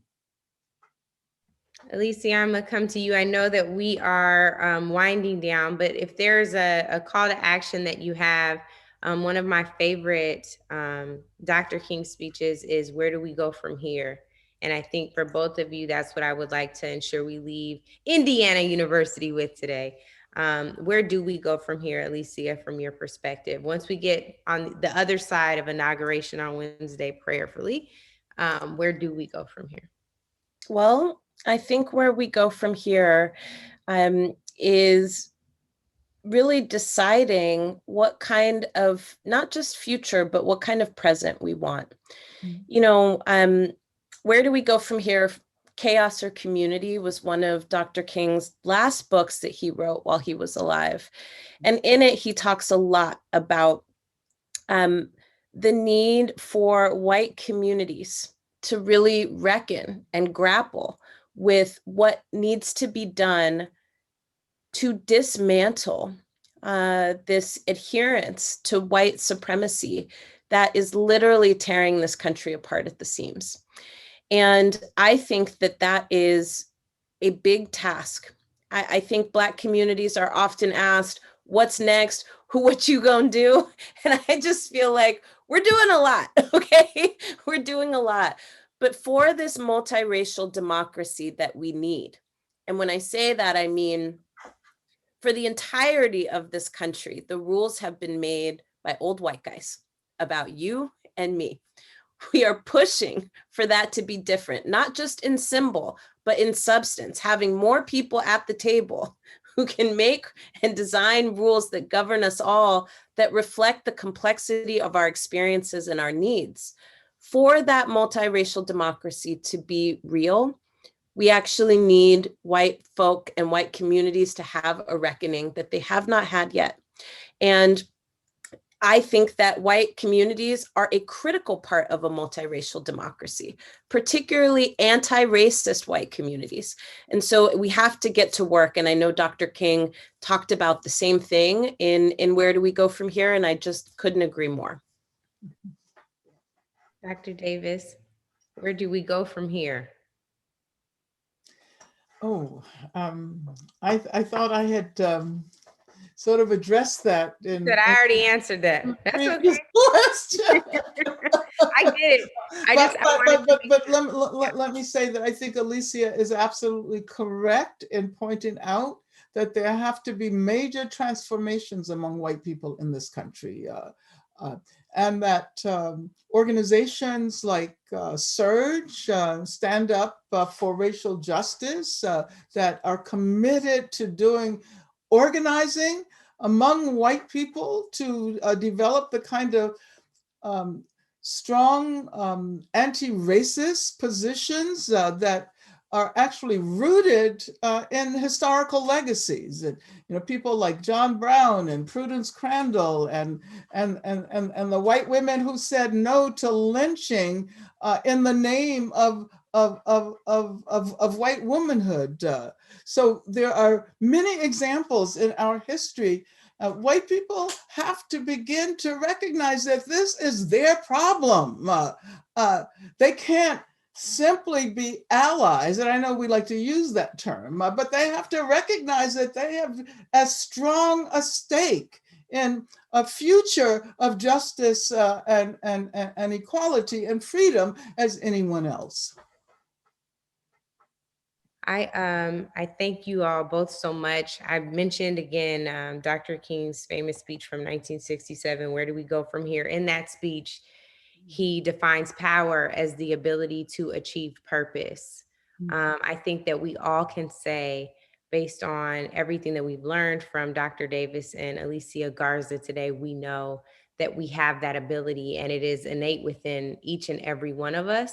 Another good key to power is to get that book, Alicia Garza's The Purpose of Power. It is a wonderful book and will also help you to understand your power. Our power does not look like what we saw on Capitol Hill last week. That's the power we're trying to dismantle, and they know it. Hence what happened on the Hill last week. But that said, we hope that you all will go away from here understanding the importance of the power that you embody, understanding the importance of building coalitions, international coalitions, to Dr. Davis's point, so that we can all shed oppression, white supremacy, white privilege everywhere, and begin to dismantle the structures, not just the label of racism, but the thing that ensures that people stay in power and abuse it. We thank you all so much for your time, Indiana University and the Madam C.J. Walker Legacy Center. We thank you all so much for having us. We appreciate it. Wow. I mean, thank you so much for such an inspiring and motivating conversation. Professor Angela Davis and Alicia Garza, on behalf of the Madam Walker Legacy Center and Indiana University, we could never thank you enough. The timing is just so perfect for our audience to be able to hear the encouragement that you have provided for us today. Is to, stay true to our faith, stay true to our courage, and stay true to our hope and hard work that it's going to take to keep moving forward. And to you, Angela Rye, we want to thank you as well for moderating this. This is just so impactful. I can't even hardly get my words out because it's just been so stimulating. And we knew the room would be this way. The room was this way. It was very, very powerful. But I also want to say thank you to our sponsors and supporters today that included the Indiana Arts Commission, Indianapolis Public Schools, Radio 1 Indianapolis, WFYI, the 400 Years of African American History Commission, and the Arts Council and the City of Indianapolis. We thank you so much for making our MLK Day, a call to action then and now, so powerful for today. So next, we're going to continue this conversation. And so we're going to move forward with Ms. Karen Vaughn, Midday Talent and Director of Operations for Radio 1 Indianapolis. She will now lead a community conversation with local leaders that will highlight key lessons learned and further discuss where we go from here as a community regarding social justice, equity, and racial equality. Thank you so much. Thank you so much, Joyce. To your point, this has been an amazing conversation filled with pearls of wisdom that we will definitely take with us. And as we talk about what's going on right here in Indianapolis and the impact that this conversation has had on all of us, you've heard from living legends, Angela Davis and Alicia Garza, speaking on a call to action then and now, moderated by Angela Rye. And up next, we're going to hold a brief conversation to capture the initial reaction from local leaders. And we're all feeling full today, so I can't wait to kind of just jump in. We have Reverend David W. Green. He is the president of Concerned Clergy of Indianapolis. Also, Jessica Luis, Indy 10 Black Lives Matter organizer. Brianna Turner, IPS Advisory Council student representative, and Lemuel Warren Watson, IU Associate Vice President of Diversity, Equity, and Multicultural Affairs, Provost Professor of Education, Kinsey Institute faculty, and senior scientist. So again, we have all just taken so much in, and Reverend David W. Green, I want to start with you today on behalf of the Concerned Clergy of Indianapolis. And with this being an event that celebrates the Reverend Dr. Martin Luther King Jr., what are a few of the key lessons or takeaways that you gathered from today's keynote speakers? Karen, first of all, I want to thank the powerful ladies that shared on today, Dr. Angela Davis, Dr. Garza, and Angela did a fantastic job being the moderator. I would base my feedback on lessons based on Professor Davis when she quoted, "Justice for Black people cannot be achieved without radical changes in the structure of society." That's where we are when it comes to Indianapolis. We have a plethora of deserts in our community, whether that's in economics, education, criminal justice, healthcare, obviously food deserts. And we need to see reform in all of those areas. We need to drive that radical change in the structure of our society. COVID-19 has helped expose many of these disparities in our communities with healthcare COVID. The key is COVID-19 vaccines and COVID-19 free careers that we need to create as people look for jobs and new opportunities.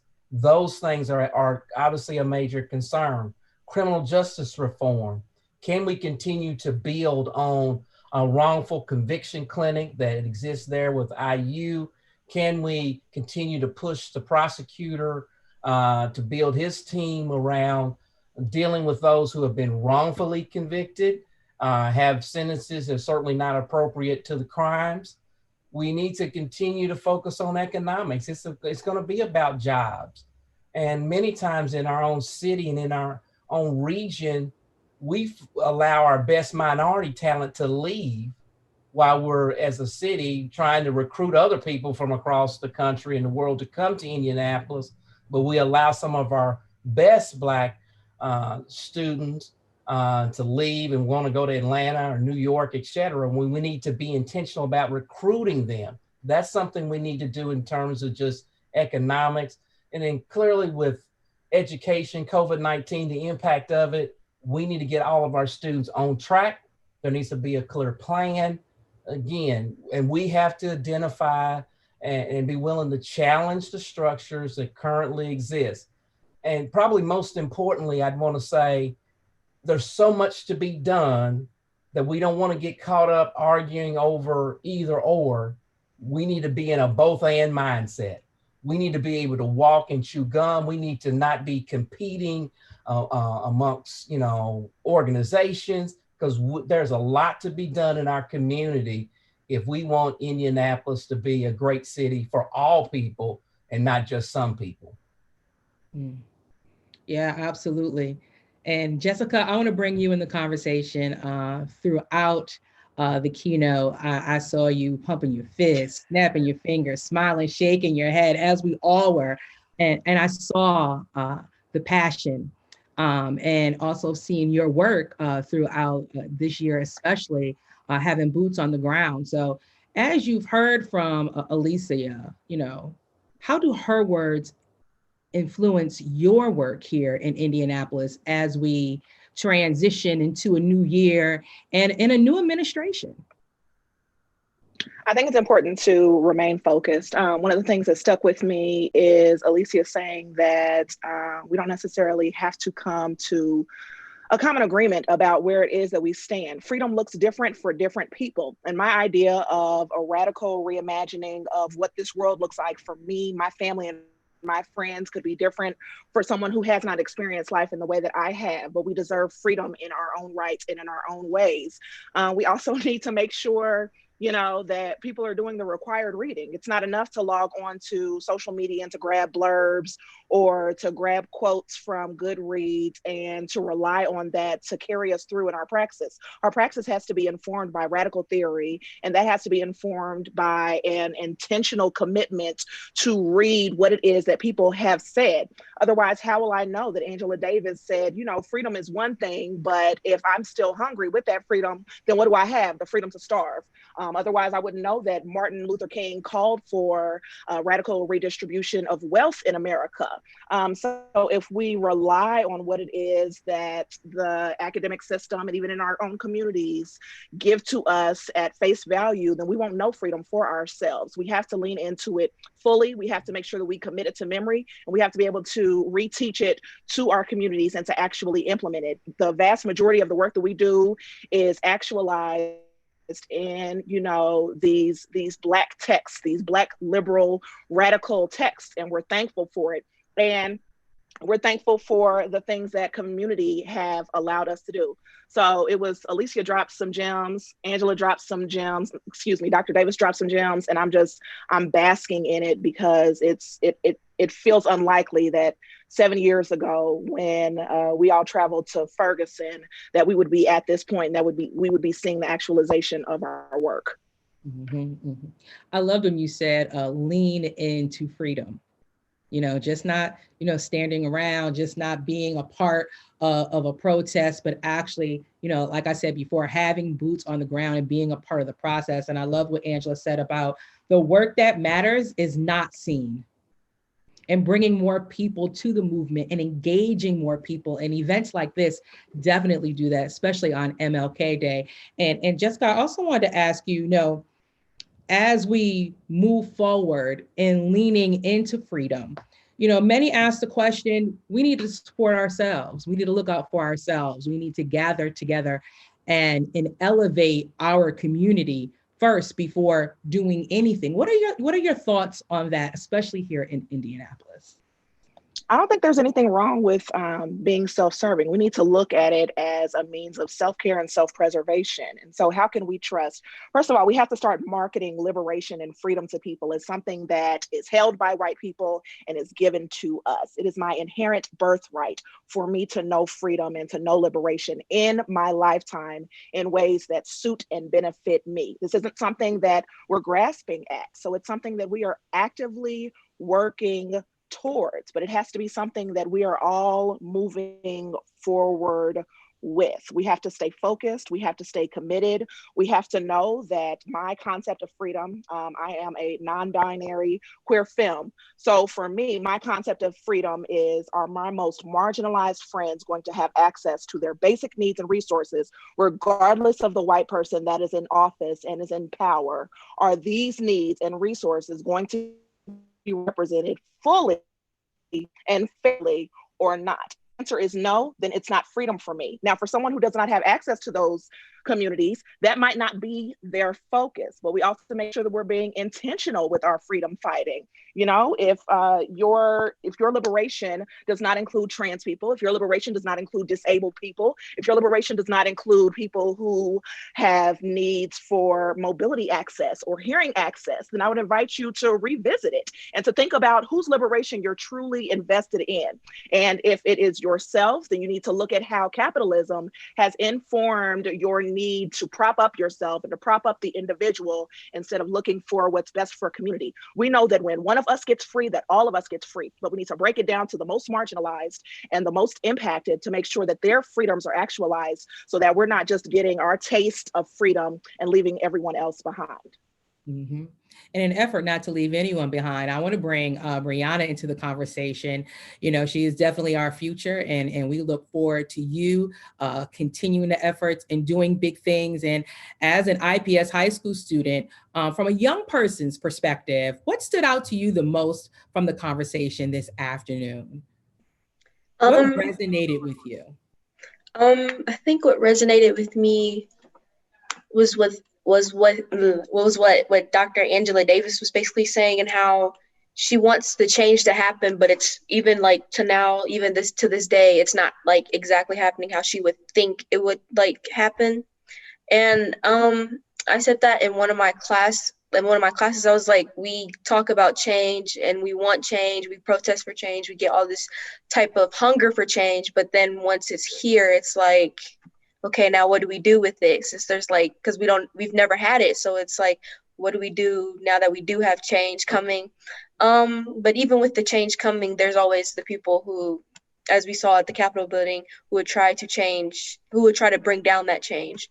And as a young person and seeing what has been happening frequently, especially from since 2020 to now, and it's like, it's surprising that stuff is happening like this, but it's not, because it's like we've experienced this before, just not in our time.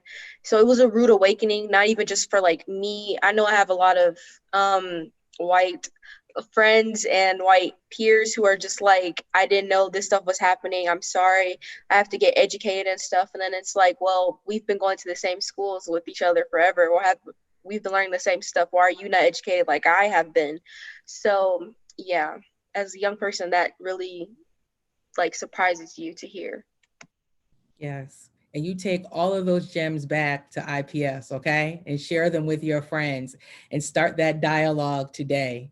And when you go back, you know, whether it's virtual or you're going in person, you know, start the momentum, okay? All righty. And last but not least, Lemuel Warren Watts, on behalf of Indiana University, it's just so ironic that Angela brought up King's speech. Where do we go from here? And that's the question. Where do we go from here? Well, it's a pleasure to be here and to hear these phenomenal individuals. I have certainly been enriched by that. But, you know, the notion of where do we go from here, I love the entire notion of collective consciousness, because I think there's power in the responsibility, not just to ourselves, but to our communities. I think over the last couple of decades, we've lost a sense of what it means to be on others' shoulders, to continue the fight, to continue to strategize, and we've gotten too comfortable. And I think that's what appeasing and moderation does for a movement, specifically freedom and marginalized people. Sometimes we allow ourselves to get comfortable.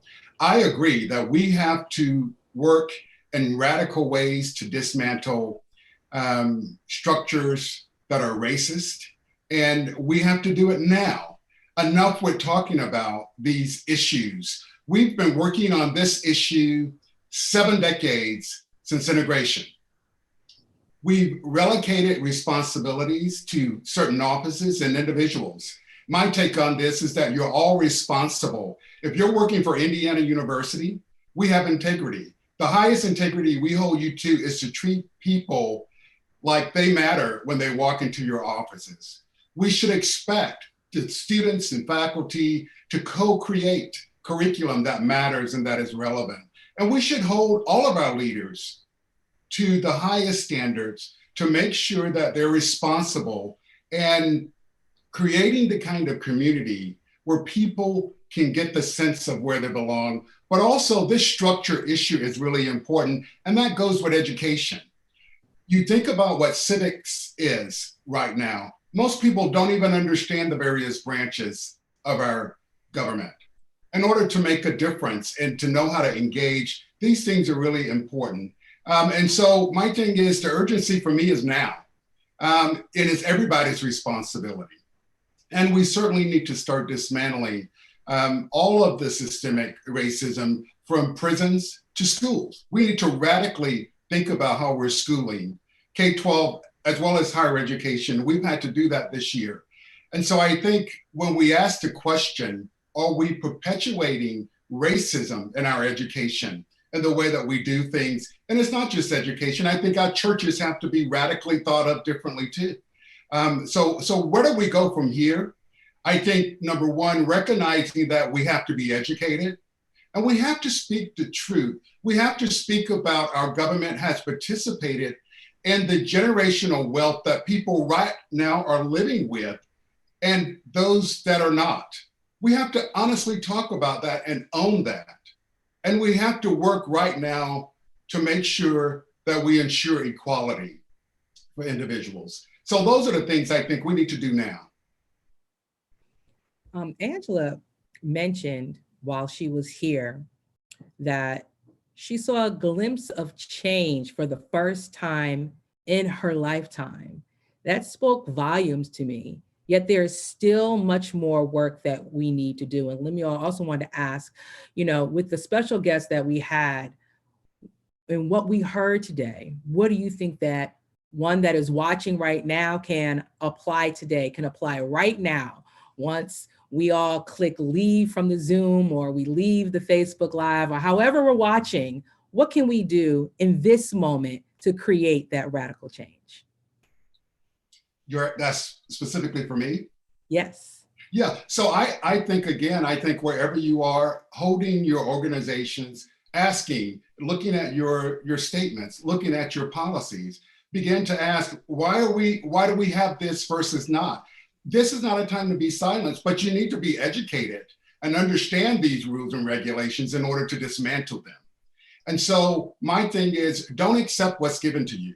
Go find out for yourself, build a network that can support you, to go with you to address these issues. And so for me, and asking me what I do in any community, I would begin to educate myself. And even if I'm a low staff member, as someone will say, if you're not asking, and someone is not asking you to be responsible for diversity, equity, and inclusion on an annual basis and in your annual evaluation, why? If you're not holding your supervisor to accountability with this issue, why not? And so this stuff isn't hard for me. Most of this gets to my spirituality, and my spirituality being bigger than religiosity, is why don't we know how to treat each other and to respect each other and to work with each other and to lift each other up? So this to me gets to the heart of, who are we as a nation? We have to ask these important questions, and enough talk, enough, I don't know, it's not a reasonable response for me, because you can figure out everything else in your life and you can't figure out this. So to me, we need to hold people accountable. We need to speak up. We need to speak, as Zora Neale Hurston said, so others can speak again. And so for me, this is right now, I'm energized, and change is now. Yes. Reverend Green, same question. Well, because it's Dr. King's Day, I will leave it with this quote: "Law and order exists for the purpose of establishing justice. And when they fail in this purpose, they become the dangerously structured dams that block the flow of social progress." And what we've been witnessing is the dams that are blocking the flow of social progress. So I believe it's time that we call out those dams, destroy those dams, because we really ought to want to see progress made, not just talk the talk. It's time to walk the walk. Absolutely. Jessica, where do we go from here? Unmute.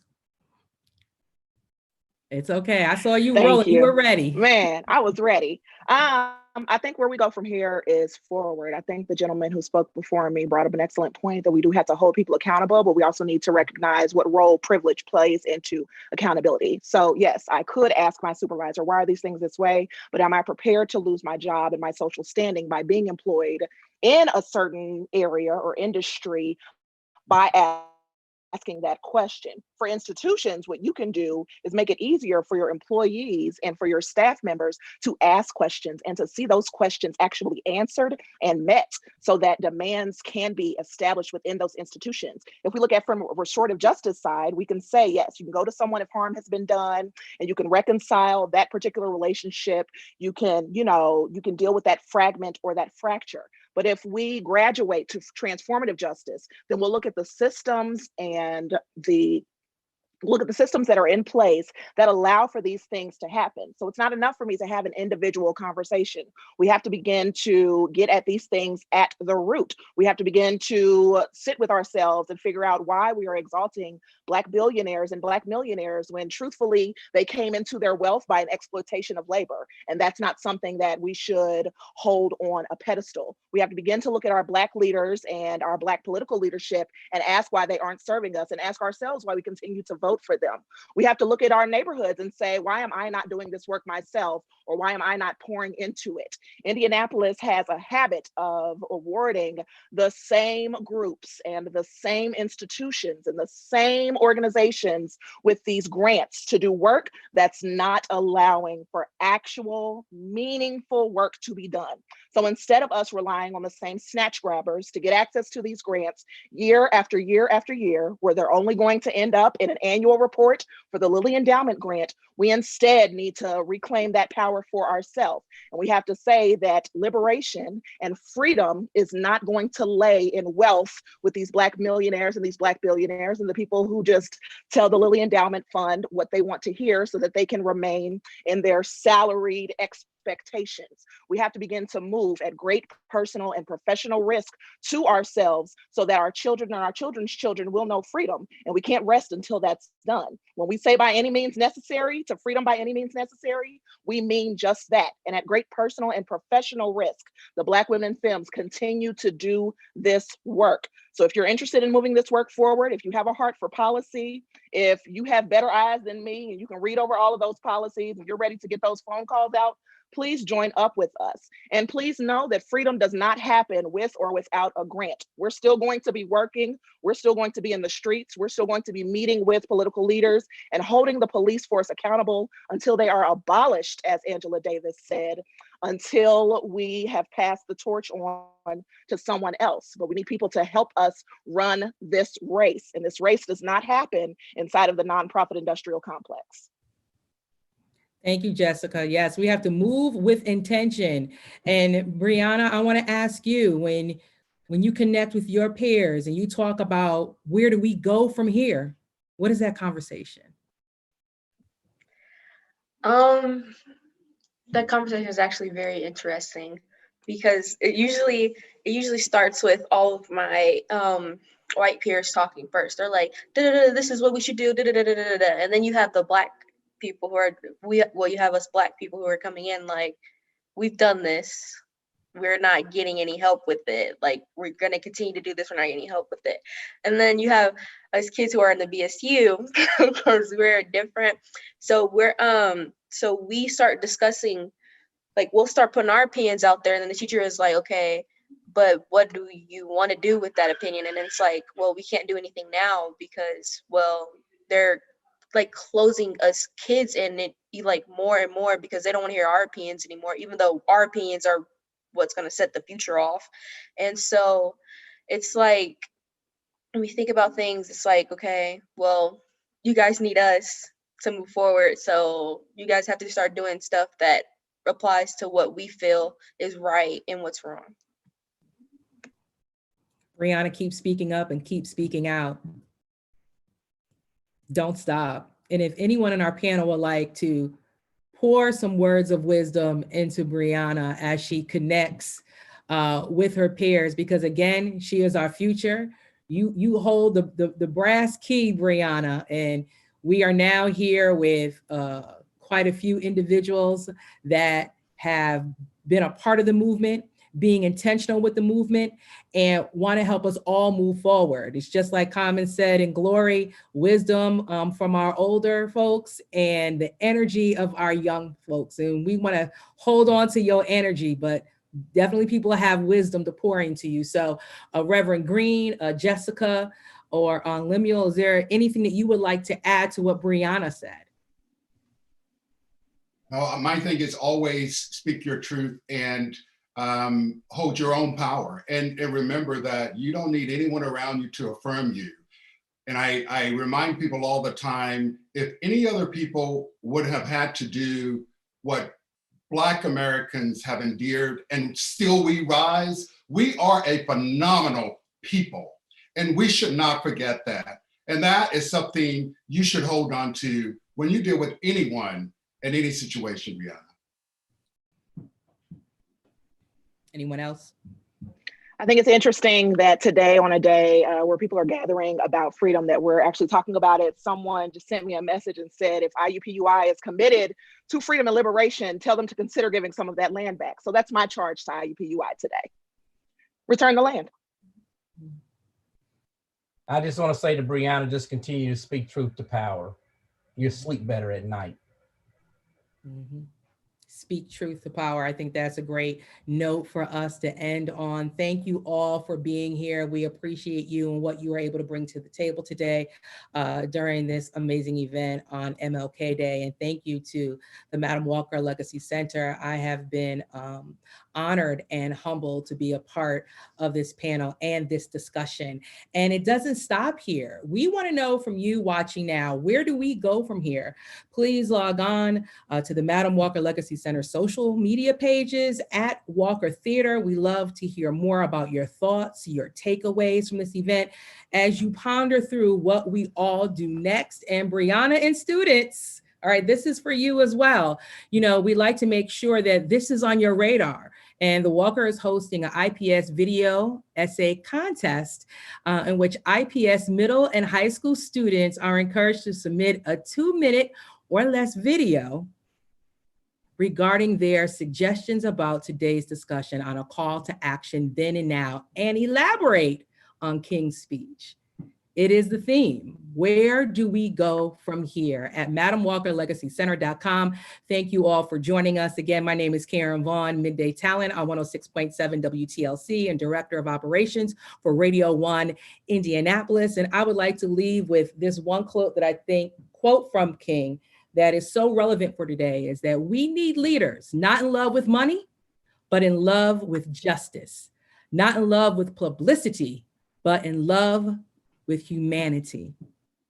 Go in love, go in humanity, and go in peace. And thank you so much all for being here and joining us today. To freedom.